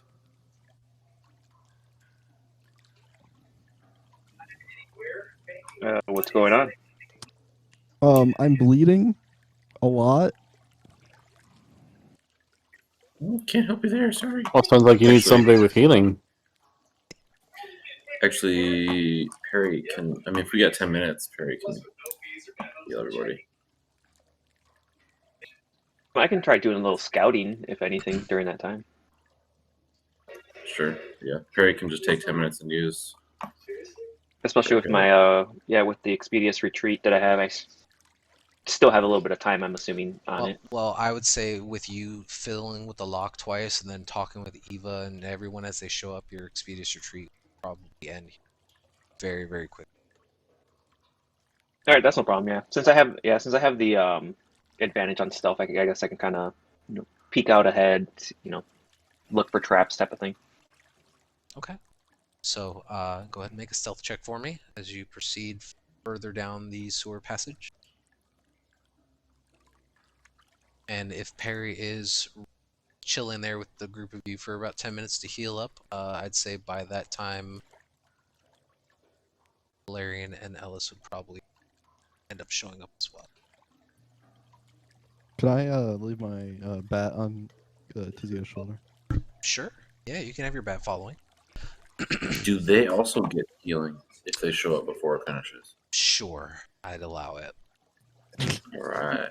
That was the most Yeah. begrudging sure I've heard all night. You can see after some conversation, Ellis and Clarion, you see that there's that large group of people that seem to be celebrating some sort of event, and after a brief discussion and just looking around with your general passive perceptions, you do see that the alleyway to the right that held a iron door was just left completely wide open as the group of your friends had traveled down that way. With enough conversation, you would have been able to deduce that a group of individuals had gone down that way, but you weren't sure who they were. Thankfully, as you went to investigate, you found your friends currently huddled together in a stink-filled sewer as Perry was in the process of casting a spell. So I'm gonna look at sewers like, why are we always going in here? You guys want a meat stick? Like, should we just move into the sewer or something? Because we seem to be coming here more often than home. Oh, I'd love a meat stick. Yeah, what flavor really? is that? I thought we lived down here, but we were just taking trips upstairs. This seems like a conversation Is you that- should be having Is with that the not bad what we're people. doing? As I'm eating the meat stick, I'm just gonna be like, maybe we should like look more into sewers. It seems like a lot of suspicious stuff is going on down here. I go where evil hides. Mortgage is pretty cheap. Yeah, Tizio brought us here to chase a child. Children, more than one. Tizio wants more than one child. Does you want to have a seat? Also, No, I'm how okay. would the children have come down here if the door was locked? I mean, don't you lock doors after you go through them? Especially if you don't want to be caught? That implies that the children had the key. Exactly. They must be sewer children. Sewer children. With and actually, DM, they were human kids. They double check. Yes, they were. Children of the sewer, I think it's pronounced. Now, when I was following, I know there was a distance and whatnot, but obviously, like, there's reflections and stuff like that. Any way that I was able to tell that they had like a source of light? Like, I'm assuming as soon as you kind of walk in, it's already dark, and Right. So as you step through the threshold, further into the sewer, you can see that you are now on a very narrow stone platform, and immediately next to that, there's a very deep trough of sewer water that is currently running north to south. The smell is atrocious, and it's a bit distracting. But as you kind of peer around, you see that the walkway extends to the south. You don't see any sources of light or anything in the darkness. Sorry, I meant when I was like giving chase, when I was going after them. Sorry. No, you did not. Okay. So, roll the 16 for stealth. You are trying to quietly proceed down the sewers. Yeah, just do basic recon, look for traps, that sort of stuff. Sure, make a investigation or perception.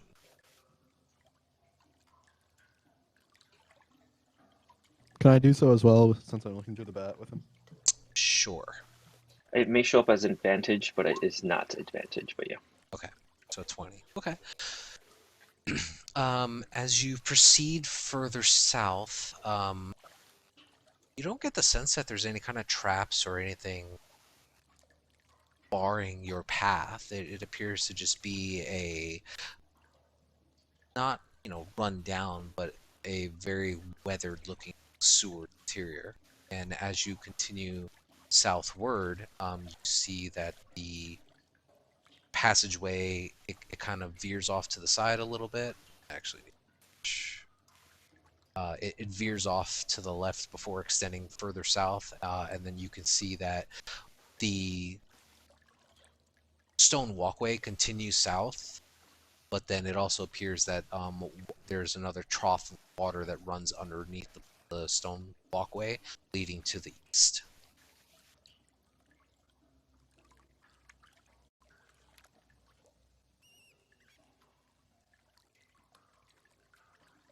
I'll go up to that corner, and if I judge that's been enough time, I'll go ahead and turn back with the group.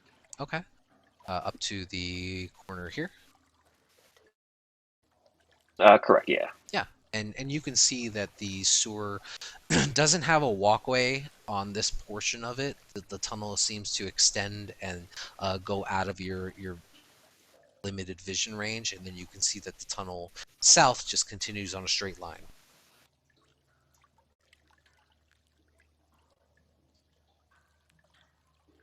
And I'm sorry, the one over here just continues out of sight. Well, out of your current sight, you'd have to traverse it to see how far it goes or at what angle. Okay, so But like it the appears to be like traveling upward, like this way, to the best you can tell. and I'm assuming like where it cuts off, like the darkness to the top of me and like kind of to the right, that's just a wall. Yeah. Okay. But after a few minutes or so, you feel like it's been almost about 10 minutes or so, and you can start making your way back if you wish. Are able to walk back through the doorway that you unlocked, and you see the group of them resting. Perry, go ahead and roll your heal. 12 Nope, points I to did. everybody. Yep. 6 targets, right? Mm-hmm. Yeah, so that should be... That's it. Excuse me. What'd you find, Tizio? Well, actually, I know what you found. That was a joke. Wizards. And yeah, there's a path that leads down south further, and a path that leads to the east, but I'm not sure how far that goes. And I'm sorry, there's to the north. Was there a dead end or something like that? No, the tunnel just continues upward. Okay, and obviously there's a path to the north as well. Well, the walkway that you were walking on, and it ends right here where your token is, and then Okay. and then it is just sewer water that appears to be rushing from north to south, so going down. You would have to jump into the water to continue upward. Is it like steady pace water, or is it like a huge flow? Like if someone were to fall in, they'd like get overpowered or whatever. It doesn't appear to be a strong current. It just appears to be maybe about 4 feet deep.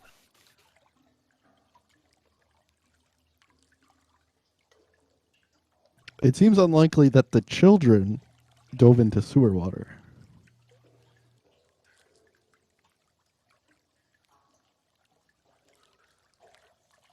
I'd agree on that.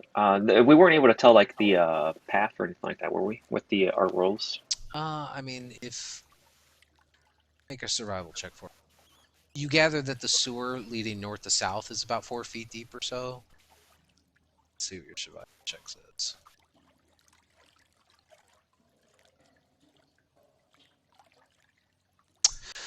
Oh, you're not close to me either, are you? No. You're not entirely sure, but you do at least gather, since you were checking the depth of the water on one side, the depth on the right side is not as deep. It's maybe only 2 or 3 feet, but you're not sure. But as far as trying to find footprints or tracks or some kind of markings or indicators, you don't see anything.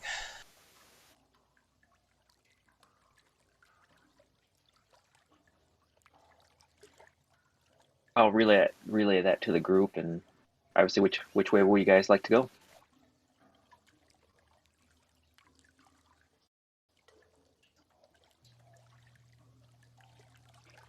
I mean, we have the option of south, and we have the option of forking off to the side into the water. But this water is like shallower and slower. Hello? Did I lose you? Oh, I hear you. No. Oh.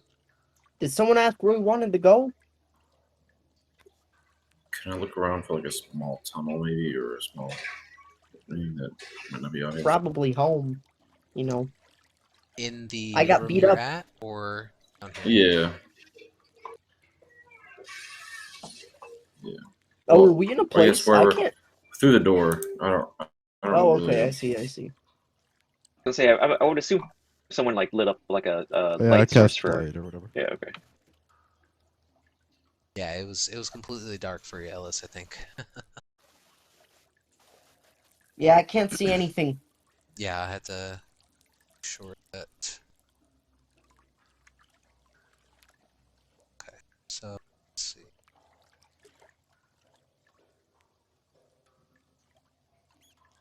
should be able to see his light. You might have to refresh your page. I'll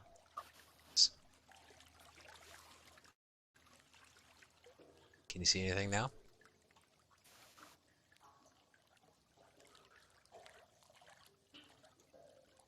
Gotta give I it mean, a I can second. always see something. So. It's in the top left corner. The map's kind of big. You might not be looking in the right. Oh yeah, if you're zoomed in very far, I'm pinging right on top of your token. Well, it feels like I have a fog of war now that I can't see through. Oh, okay. Yeah, I see my token. I didn't know if is.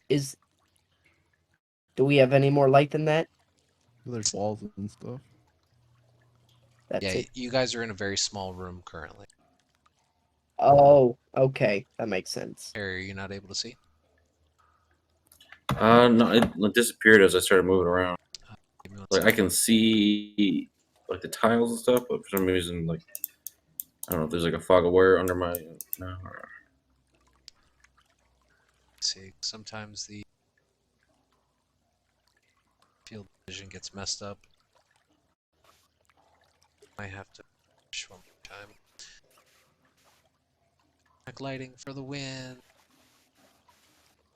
Should have. You know if that fixed it?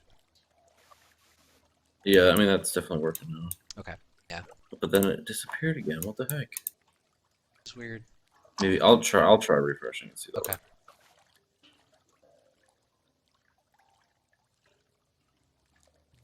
While people are talking about where they want to go, I'll fly my bird down this narrow passway to the right. Okay, yeah, go for it. So as you Where Oh guys wait, go? everything just went The light's black. gone. Oh god. This is the wonderful new lighting system. Hold on one second. I reloaded the page. Yeah, it works if you Like, give me a torch or something. I don't know. You have torches. I was Well, gonna it's say not. It's I was not gonna that because he has this marked to be emitting light. It's just like cutting out. Yeah, it's the new dynamic lighting. Let's see.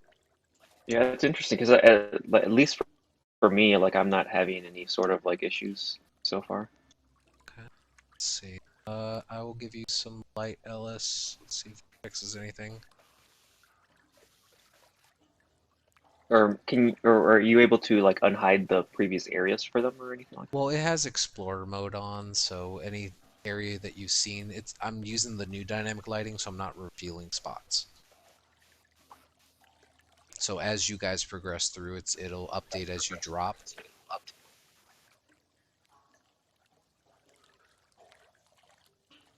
But this is the way dynamic lighting's supposed to be now, and if you kind of click out, you shouldn't be able to move outside the borders either. So Correct. You're like restricted by the walls. Yeah, but the Explorer mode's not doing it. The Explorer mode's working, at least for me. Oh yeah, I forgot I have an add-on, so it's fucked up for me. gotcha. Okay, so can everyone Uh, see or no? Yeah, I can. think I mean, I can see the little room I was in, That's it. all you're supposed to be able to see. Well, I and then a gave him small triangle I right gave him a here. torch. Oh. Go ahead and refresh your page, Ellis, because I gave you light now, so you should be able to see. But in the meantime, Perry, So you were. Give me 1 second. Perry, you were trying to see if you could tell where these kids had supposedly went. Yeah, if maybe they have like a little secret passage of their own. That Okay. I have to see from Roll an investigation check.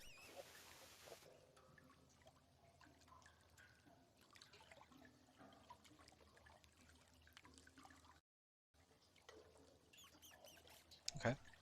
You take a few minutes to kind of look around the room and down the corridor that you guys were traveling along this north and south sewer tunnel. You're not finding any like hidden doorways or secret passages that someone might have accessed. Can you see now, Alice? Yeah, I can see. Cool. 1 point for fighting. So, Talum, as you traverse through the entirety of the sewer system, what you did notice as you went down quite a ways, you saw that there was a doorway pretty far down the sewer tunnel. Yep. Right down there. So good news, guys. There's a door.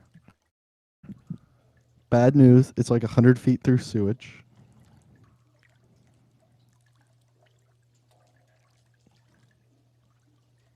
But good news again. If you guys all want to stand on a really tiny disc, I am the only one who has to walk through the sewage. I vote for that one. Sounds good to me. Sure. But I have no idea how you're going to fit on the disc. Or if they all max out at 500 pounds. I know I'll fit on the disc. I'm I don't half have that. to tell them that. Okay, I was just checking. So are you jumping in the water, Talum? Well, I mean, if they want the disc, I'll make them a disc.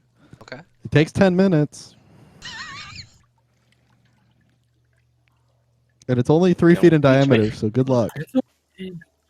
Each minute we waste though, that's more of a distance that they can get away from us. So as you guys are standing here talking amongst yourselves, I would say, let's see, who's passive perceptions. Perry Hey, and DM. Eva, yes. Sorry, just a quick thought. Since I don't think I've never asked this question or have I ever had to experience it. If you pick a lock, and you relock it again, do you like if you want to pick the lock again, like is it like an instant pass or advantage or anything like that, or? Well, so if there is no locking mechanism to lock the door on the back side of it, which this one does not have, you would have to be facing the side that you originally picked to relock the door with your thieves tools. That'll be a skill check to do so.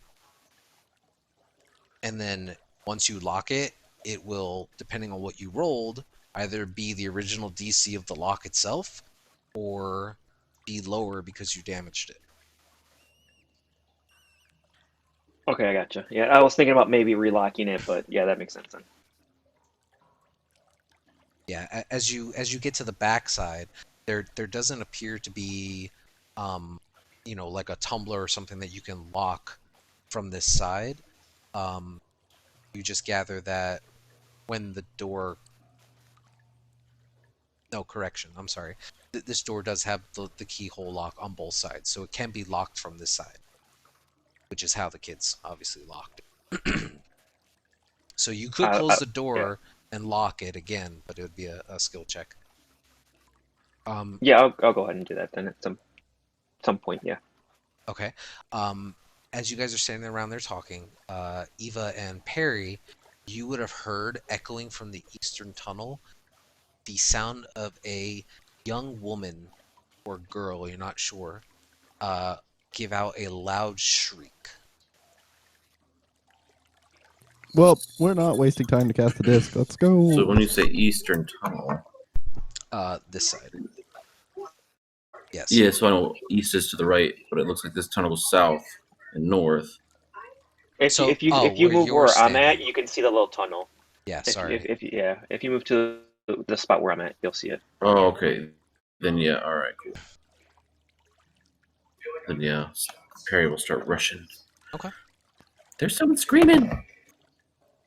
Probably a poor little girl. Okay, so you guys all kind of jump into the sewer water, and it's about 3 feet deep or so. So for Perry, for you, it's like chest high. For everybody else, it's thigh level or so, maybe almost up to your waist. And Perry's not drowning. You push through to wade through as quickly as you can, eventually getting down the tunnel way. I need a marching order.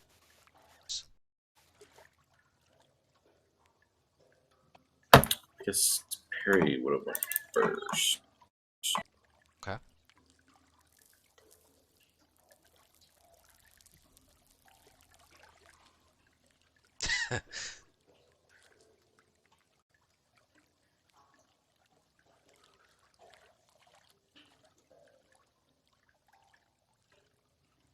I mean, I'll be in the middle, wherever we are. Sounds good. So, as you approach this doorway, you can see that there's a very rusty iron door that is there. It sits about a foot high up off of the sewer water itself, so there's a small, like a 1-foot stone ledge or something there. There is a lock on the door itself, but it appears to be extremely rusted. You gather that it's probably not locked.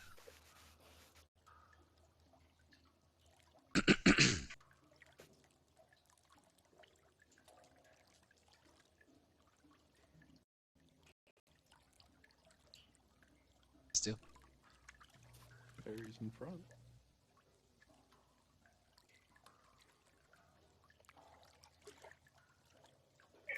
Can I hear anything through the door? Make a perception check.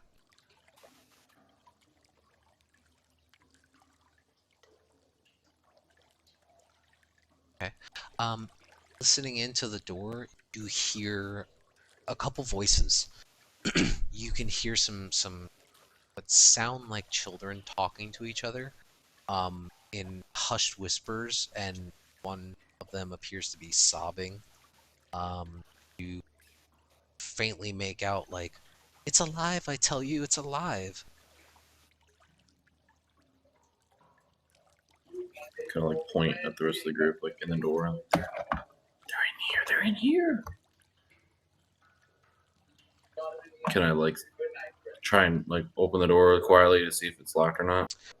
Yeah, if you kind of place your hand on the door and give it just a little bit of a nudge, it's not locked, but as that, even though you gave it that little bit of a nudge, it starts to creak loudly. Like, not super loud because you only gave it a little bit of a push, but it is extremely rusted. I guess with that noise, Perry will just open it quickly then. Okay, yeah, and with a loud the door opens up, and you can see that there's a long hallway. And at the end of that hallway, you should actually see a faint bit of light emanating. Trying to like make it so I can actually see. Yeah, I'm probably not use dynamic lighting. I have to keep refreshing the page every time I move your guys' tokens. It's terrible. It looks nice, but I have to keep refreshing. I was going to say, I think you can turn it off in the map settings if No, you yeah, I wanted to do it can. right now. Sure. Cool. There you go. Oh, well, should probably move the tokens to token. Hey, no metagaming, guys. Shush. Hmm. Shush. Didn't see nothing. Anyway, Don't worry, I have made chance. Hey, Russian, are you guys okay? What's going on? So as you rush into the chamber, what you actually see is... See, here's the problem with this, is that you guys aren't supposed to see this. That's why the dynamic is crazy. Just I'm not looking. That's why I said no metagaming, guys. the manual dynamic lighting usually works without problem. Anyway, it'll be fixed for later. It's more It's not a big deal. So as you walk in, you can see that there are 3 children. One appears to be consoling a younger girl, maybe in 12, 13 years old of age or so, and then you see another young boy kind of just sitting there next to him. They're all kind of currently like huddled into a corner, and the older one's kind of just like patting her on the back, just like, it's okay, it's okay. And as they look at the group of you, there's a loud scream from her again, and they start to freak out because they were not expecting you guys to show up. The older boy in the group kind of looks at the group and goes, well, who the hell are you? Do these look like the kids that that I saw or no? They look exactly like the kids you saw. Well, we're just some concerned citizens. We noticed you pickpocketed a item off of the gentleman we were chasing. We're concerned that that item may be very dangerous for everybody, so we would hope that you give it up. I can even pay for it. Specifically you, and I'm going to point at the kid that I know had it last, I guess. Yeah, actually, that would be the older one that was currently consoling the younger girl that was screaming. Make an intimidation check. Who? Tizia. Okay.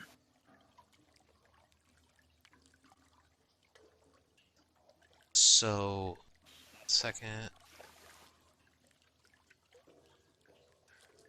Come on, guys, they're kids. The DC is like 2 or something, right? So the older boy who's holding the younger girl, he goes, all right, hey, look, we didn't mean to cause no trouble, all right? We saw that guy running around outside, and he just looked like easy pickings. I grabbed the first thing I could get my hands on. He was holding some kind of rock or something in his hands. Just chill out, you know? And then you can see the younger girl, she kind of looks over the group like, please don't hurt us. I left it in the room further on the left. I don't know what it was. I was looking at it for a while, and then it started talking to me. That thing's alive, I swear it. And you get the sense as like, well, we didn't know what the hell was going on. And when she started screaming, we just kind of ran over here to safety. We thought something had happened. And then she started telling us about what she heard in her head. Oh, you got voices too? What did it sound like? I don't even want to think about it. It sounded like this deep voice. It started talking to me, and I freaked out. What room did you leave it in? She kind of points to you further down into the chamber. She's like, I just dropped it on the floor. We were just sitting around in the area. I'm gonna look for it. Yeah. And you watch as the group of you start walking over there. Calarian, as you enter into the room first and the kids start to slowly walk behind you, it's a pretty barren space. There appears to be some pathways to the west and what appears to be like a stone staircase leading a few steps down in the south.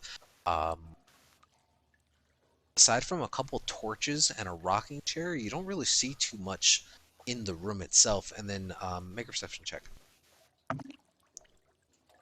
Got it, Tizio. But my character sheet closed. Hang on. Oh, no problem.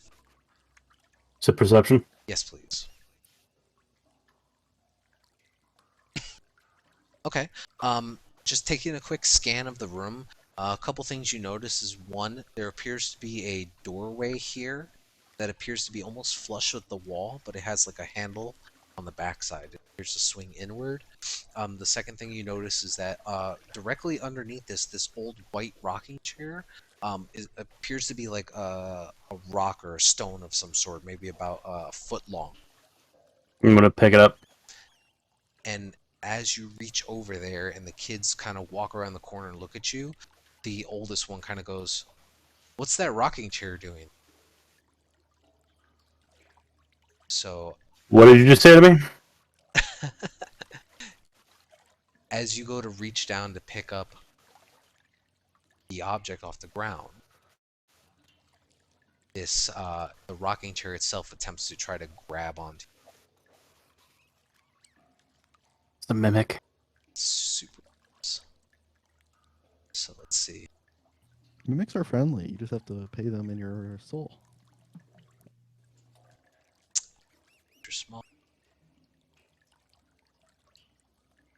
I think if he hits, he's grappled The or best something. mimic I've ever That's what I'm fought just in D&D double-checking. was a diamond worth 300 gold. The best one we ever faced was the one when someone was just trying to open a door. All right, so it's gonna do Door a mimic. pseudopod attack on you. Advantage because this would be a surprise. 14 doesn't hit. So you watch as the rocking chair suddenly, like right between where the seat is and the legs, the legs turn into teeth and it immediately tries to snap out at you as you grab it, as you grab onto the stone, but you manage to grab onto and pull away just in time. I need everybody to roll initiative. Spicy. So far back. Well, I don't think you're actually that far back. You just haven't moved your-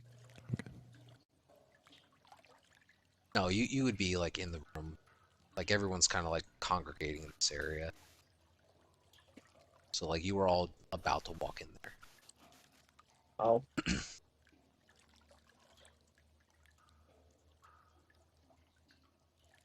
Mimic, you had one job. One job to bite the paladin. I'm okay with him not.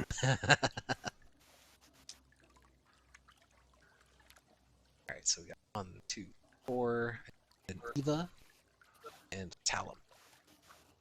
I crit. I see that. Oh, I didn't click on my token. Token? Oh, Sorry. that's fine. Just roll again, I'll change it. Yeah, there we go. It's odd. 12. Nice. Okay, so Talum, you immediately hear this loud snap and crunch sound, and you can just barely see Calarian kind of like pull his hand back quickly. I'll slide past Perry and toss some. I'll toss a mind sliver. Is it a rocking chair? I guess. I don't know. Well, Whatever. Not anymore. It is currently now like kind of shifting into this like strange looking monstrosity of sorts. Not entirely sure. Well, it seems alive, so I'll try a mind sliver on it. Okay. Is that a wisdom save? It's an int save. Let's see. The best. Yeah.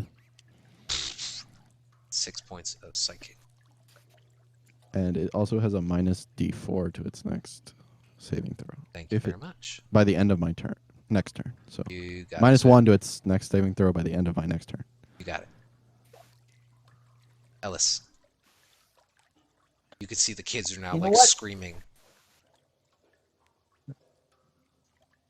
All right, kids, quiet down, quiet down. We've handled much tougher things. Dismantling furniture, not very hard. And I'll take out my hammer, and with one hand biting a meat stick, I'll just waddle into the room and take a swing.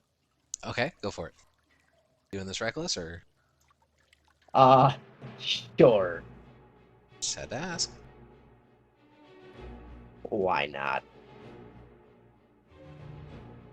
20 definitely hits. Nice. As you clobber onto it with your hammer, it recoils slightly from the impact, but then it snarls in your direction.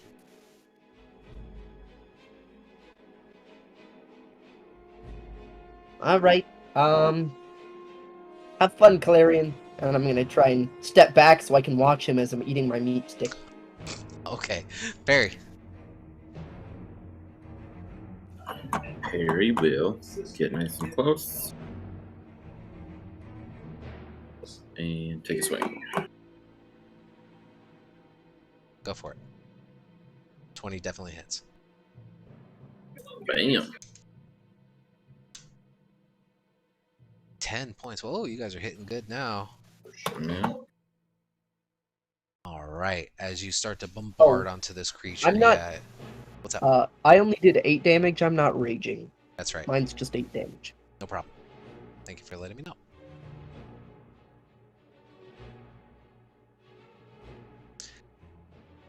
Yeah, so Perry, as you kind of rush past Calarian on the side, and you just kind of skid to a halt on the left side of this creature, you just kind of like bash into the side as hard as you can, and the body begins to shift and warp a little bit from the impact of your hammer. It's taken a good beating so far. You guys are hitting it pretty hard. Eva.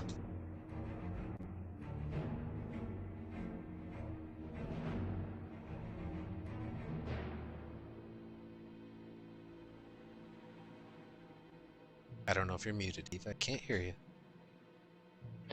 I was not, but I was pushing the wrong press to talk button, so that was not very helpful. We are going to look at this X piece of furniture. Ooh, sewer furniture, scary. It's just not great. You bet. With some saving throw minus a D, -1, right? -1. Only gets +1, so 11. Sounds like a fail to me. Sounds like a Oh, fail. that's 3 damage and disadvantage on the next attack. Definitely. Yeah, it has ears. For sure it does. Okay, staying where you are.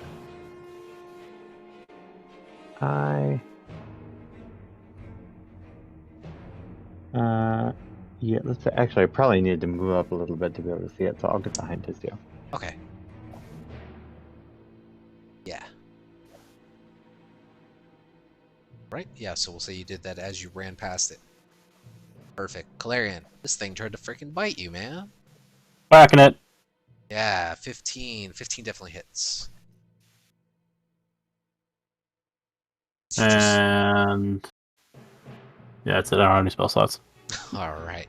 As you immediately just redraw your longsword, not expecting another fight so quickly, just slash down over the top of its head, and you watch as some of the sharp fangs out of its maw just start to like fall and clatter to the ground. It's taking a good hit. Izio, are you staying where you are, Calarian? Yeah. Alright, Tizio. And I apologize. Based on what they were saying, the chair should be what the object was?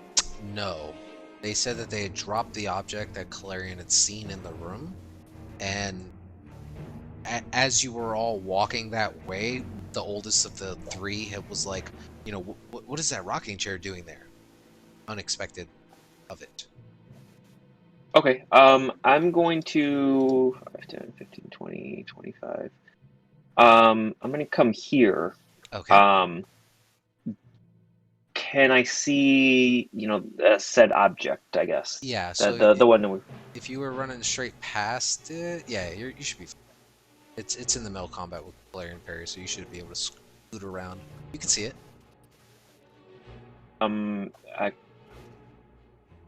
How far away is it from? So not the mimic, the object. The object is currently in Calarian's hand. Oh, okay. Like I he picked it up. apologize. Okay. I'll. Do I see anybody in this room? See all of your. Oh, in the room you just ran to. Yes. You can make a perception check. Sure. At a quick glance, you don't see anybody. Okay. No, that's good enough. Yeah. I will. Yeah, I'm just gonna do a stretch my arm out and take a firebolt shot at it. Go for it.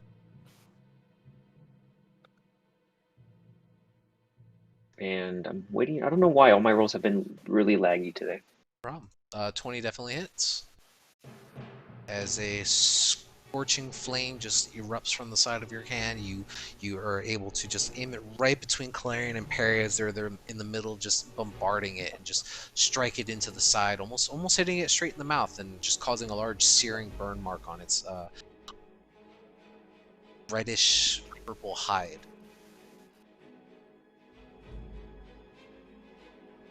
Staying where you are. You got like 5 feet of movement left. Okay. I apologize. I've been talking and not I muted myself. Yes, I'm just gonna move those 5 feet. Alrighty. So, at the start of its turn,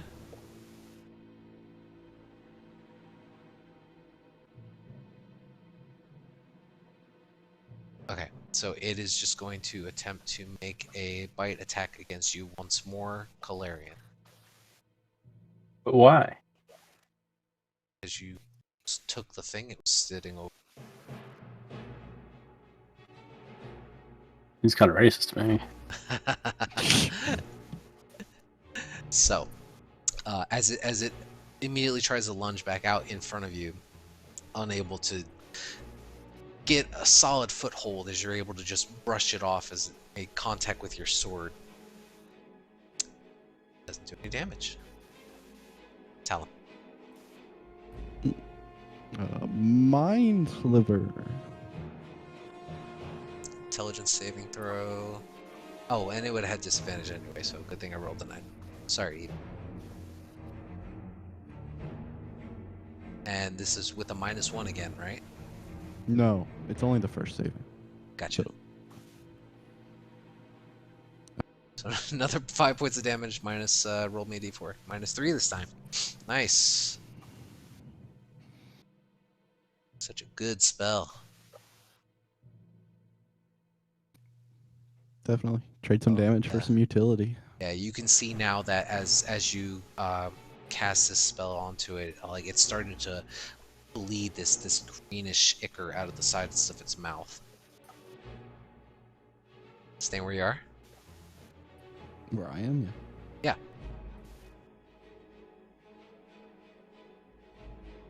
Okay, Ellis, what's up?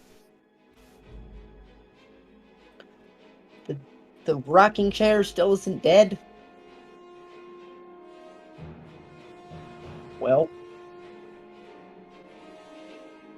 I say, hey guys, if this furniture's so hard to break, maybe we should put it in our bar. Yeah, it was a lame joke. I'll just walk up and hit it with my hammer. Sure, I'll give you advantage on this because you're technically 3 people against it. Super flanking. All right. Whack. Yeah, definitely hits. How do you want to do this? I'll take a bite of my meat stick and just like one-handed bring my hammer over my head and turn it into firewood. Okay, yeah. And you watch as Ellis just kind of saunters up to the middle between Perry and Calarian, and after saying, hey, this would be some good furniture, slams down on the top of it with his hammer, and in doing so, yeah, you totally missed a good Slim Jim joke. Just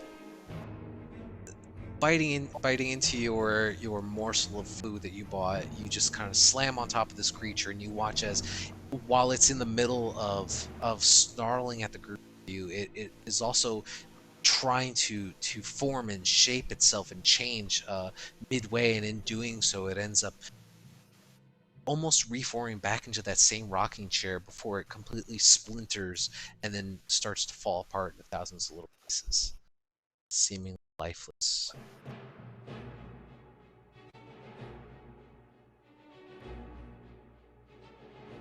Well,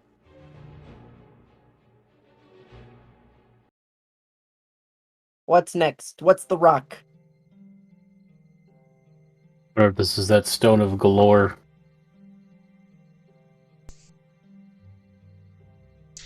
We found out what the storm actually is. I don't know. What does it look like? Is it just like a sphere? Is it like a diamond type thing? So I need to get you guys a photo because I forgot to up. 1 second. Roll 20's frozen.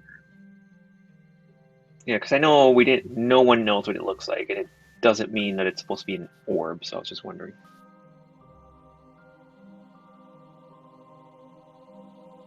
So, throw this on Discord because I upload this image, but this is currently what you guys see.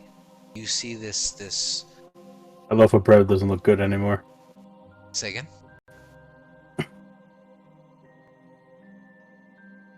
So you see this elongated, like almost oval-shaped stone-looking object that appears to have these 3 slits within them. You're not entirely sure what this is. It has a very glossy greenish gray, and it fits pretty snugly in the palm of your hand. So less than a foot, say maybe like 6 to 8 inches.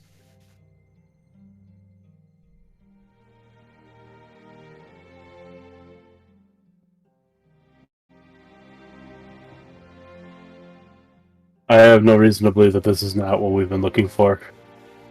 I mean, if you want to take some time and it happens to be magical, I could identify it. Didn't they say it talks? I feel like we don't need your spell to tell us that this is magical. Kind of just. Well, it also tells us what it does. But So at that point, as you guys have slain this weird creature, the 3 children kind of stand around the group, and he says, "Well, we spent a little bit of time with this thing, and we're just sitting here talking when I was just staring at it for a while, and it started to speak in my mind. It freaked us Can out." Ellis try? Can Ellis try to speak to the rock telepathically? You could certainly try. Yep. I'm gonna try and tell it, "Hey, yo, rock, you alive, rock?"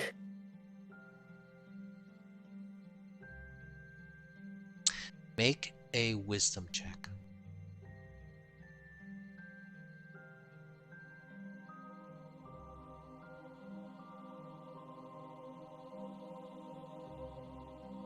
Oh, don't know why that was advantage. Just 5.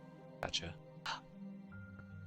You reach out with your mind and attempt to connect with the stone, almost the same way you would as if it were a living object. You don't get a response back.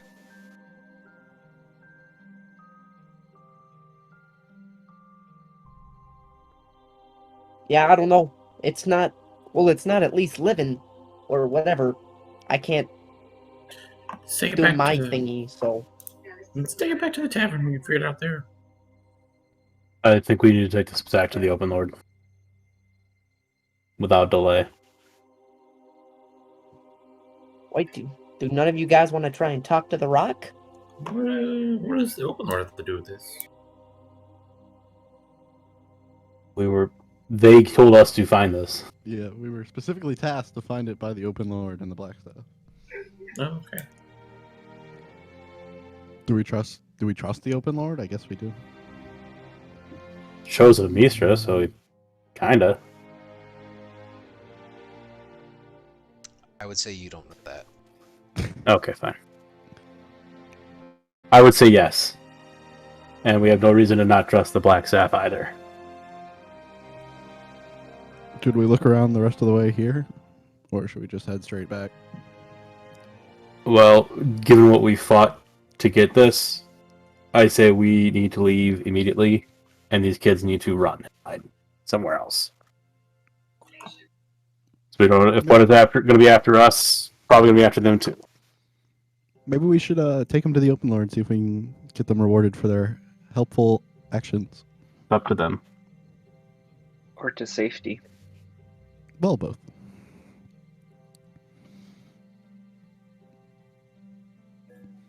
I mean, is anyone else like tired? Yes, I'm pretty but pooped. can't really wait for this. I don't think. Yeah, I don't know how long we want to be in sole possession of this object, considering that.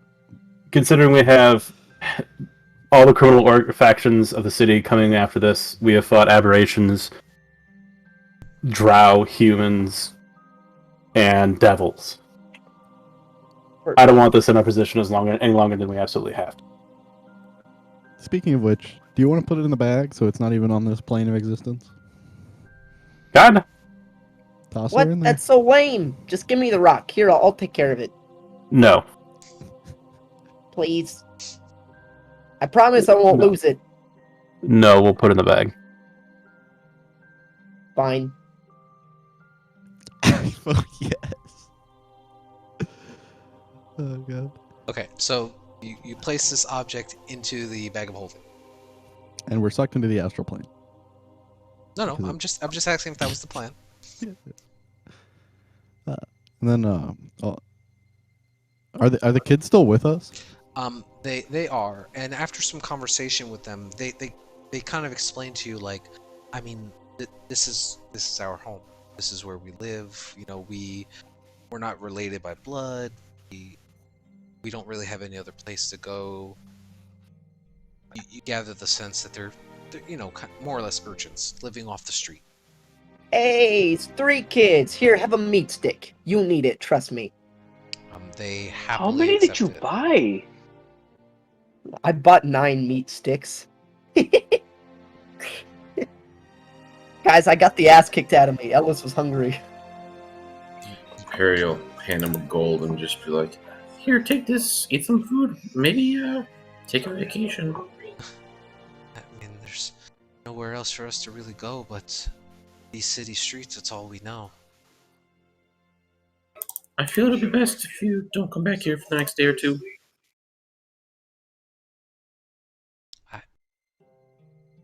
Make a persuasion check. Oh, I was gonna. Did we give him the option of going to?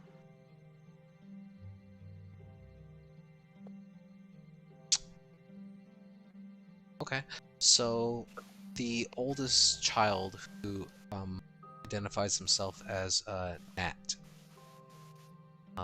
they go over at you, Harry, and they say, "Right, I understand. If what you guys are saying is that bad people are looking for this stuff, then I mean, I don't want that guy we pickpocketed to come back after us. We'll disappear for a while." Yeah, don't this is off the limit streets. If you wouldn't want to, like, you know, lay low for a while, you might want to talk to Bruvor on 8th Street. He'll get you set up with some stuff, especially with that gold piece. I'm gonna go ahead and give him a couple more gold. Okay, how much you guys give him? I'll give him 3. Okay, that's 4.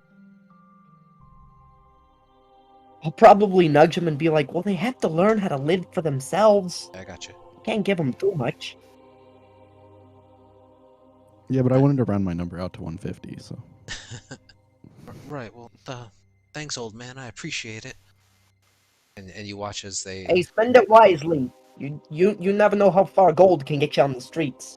the older of the three begins to lead the kids back out through the sewers, kind of out of sight. Ah, I remember the good old days.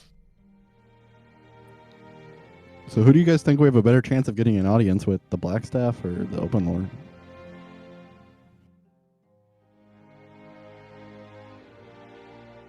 The black I staff have an for idea. sure.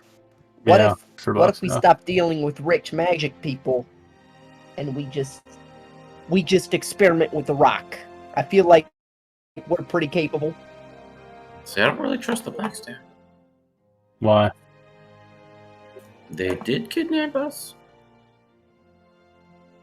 Are we talking about that one time? They also, Mm-hmm. The they also Halloween event? apologized profusely. Oh, well. I can beat you to death, and I can apologize profusely. And does that make it okay? Did you Yes, yes, it does.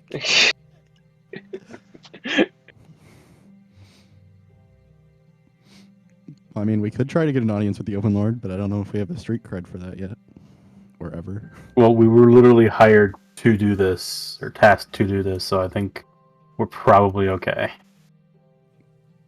Yeah, but it would require telling people that we have the stone. And maybe the guards are a leak or something. We could probably get an audience with the Blackstaff without telling anyone but her. Every time we walk in there, she shows up personally. What about I apologize, I'm drawing a blank on his name here. The guy from the Yawning Portal. Durnan, I think.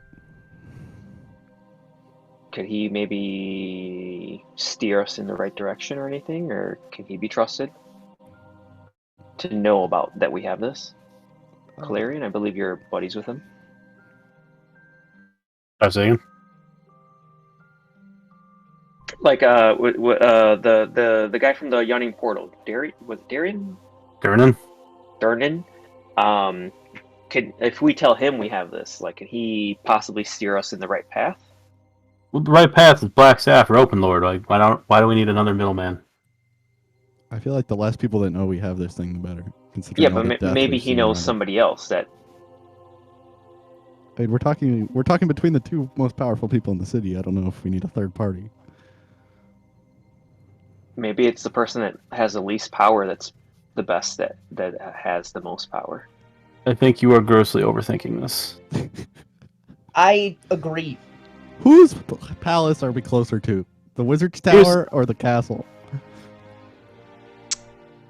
Here's what I'm going to do. I'm going to take this to the Open Lord. Okay, that's fine. If you want to come with, then come with. I mean, it's in my bag, but you could try. To the Open Lord, let's go. Roll initiative. Oh, I die very quickly. Do it. Do it.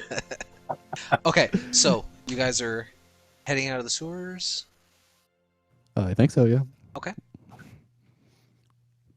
So just to rephrase, no one's looking at the rock. Yeah. I think we'll look at the rock with the supervision of the Open Lord. What was that? I think we'll look at the rock under the supervision of the Open Lord. I think we want to get somewhere safe before we start messing with this thing. Okay. So, as the group of you are left amongst yourselves within this underground cellar connection of sorts, you press back out through the sewer system and back up to the city streets above. I'd hate to break up the set, right? As you emerge back out into the daylight of the city streets of Waterdeep, you are all immediately surrounded by about 15 guards who are all swords drawn, crossbows pointed in your direction, and they immediately start shouting at you. Halt! Put down your weapons! Immediately surrender! You are all under arrest. 6.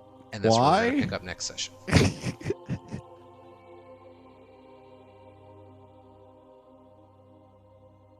I felt that first battle took forever, but I feel like it ended in the right spot.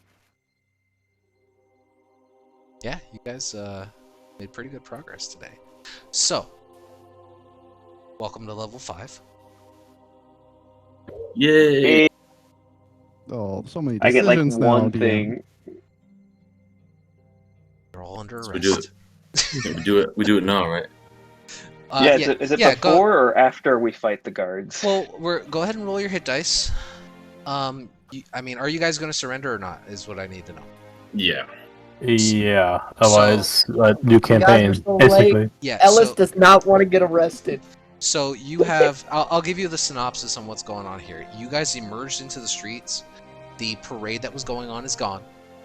The entire street is cordoned off, and the group of you are now staring down a large battery of City Watch and City Guard, who are like in the middle of shouting at you to put down your weapons. They This haven't probably has explained- something to do with the lightning. But you forget one thing. I now All right, know who Fireball. Well, Who squealed? well, here's the thing. I'm Callum. joking. I'm joking. I'm just saying. Well, so this is where it determines whether you hit level 5 or not. Because if you guys are going to get arrested, you guys are going to spend the night in jail. Therefore, you would get your long rest. You get level 5. If you don't, we can push on to the next session and see where it goes from there. Well, I don't. I think we'll probably surrender. So Everyone will always pick level up. How dare you ask that question? so what would happen is, as the group of you emerge out, you're immediately going to be surrounded. They're going to tell you to drop your weapons. Guards are going to take your weapons and nothing else, and then as they escort you to a jailhouse in the southern ward, or excuse me, in the dock ward, they are going to explain to you that you guys are being charged with breaking the law. You were brandishing weapons throughout the city. You were chasing down an innocent person, and you were doing so with no authorization from anyone else. They were also saying that you were shooting off random magic in the air for no reason to intimidate civilians. Technically, Ellis and I did not do any of that. You are with them. You are an accomplice. Do I get a phone call? What's that? Do I Yeah, get that's my messenger phone call boy? too. So My phone call is going to be to the Open Lord. Mine was going to be the You Black Stab. so, Actually, mine was going to be to Barnabas. He might actually answer. Ooh, interesting. So what happens is you guys are taken to a jail cell within the dock ward, and then there you guys are basically processed and told that you'd be held there until a trial can be set with the magister to go over your charges, and that things will. You can present your case to the magister once he is able to assess and investigate and gather information from everyone else. But essentially, you guys are spending a night in the jail. You don't have your weapons, but you have everything else on you. If I confess to more crimes, can I get a trial with the Open Lord, like Floon got? What are you confessing to? I'm just asking hypothetically. Is that something that happens? Roll a persuasion check with disadvantage. No, wait. Do I hear this? I'm asking out of Nope. game. Do- Like, do- Nope, I you hear didn't this? say that. Yeah, you're all Do I- there. Hear this? I'm so confused. I was just asking if like that's how the legal system works. If you're asking out of character, you're certainly welcome to try. Okay, I'm just gonna leave it. I think it always depends on the type of crime, I guess. Well, I could just say I murdered 800 people. Yeah, but you also have to provide the evidence that you did Not that. really. Perhaps. Anyway, okay. Can I hit the level up button? Yes. Great. I'm not gonna I just complicate want to note that Ellis would refuse to be handcuffed. He would go by his own volition if they ushered him that way, but he would refuse to be handcuffed, or else he would fight people. This is much sad. I rolled a 2. I'm pretty sure that's the second time in a row. That's death, right? Like, you don't let yourself be handcuffed. Ellis, you're a big man. There's a lot of them. They would feel safer I'm putting not manacles big. on you. I'm 5'6" and I am scrawny.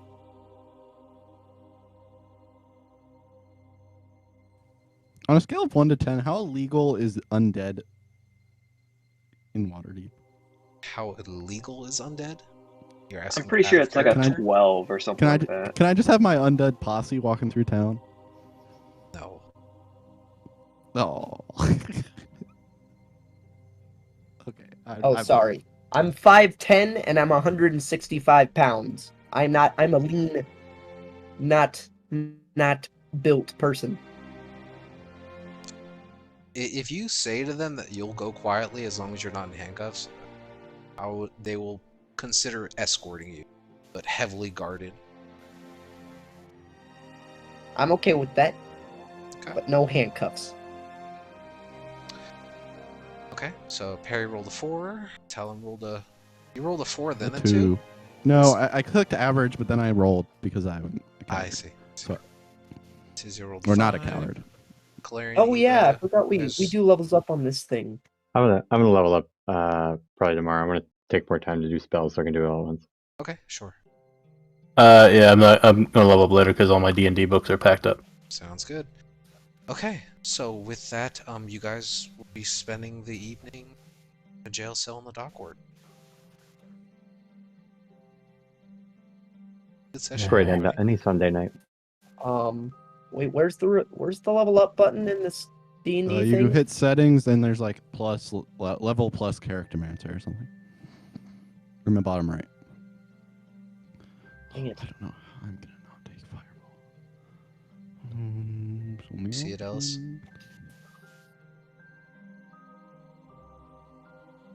Okay, settings. At the bottom, there's like character mancer options, right? Yeah, Yeah. and it should say level plus. Oh, launch level character +1. There it is. Quick question, DM. Do you also happen to have my HP before I added the 5? Wouldn't it be what you What had your- -5? Hold on. Want to know what your HP was prior to the fight? Or prior to leveling up? Correct, yes. 1 second.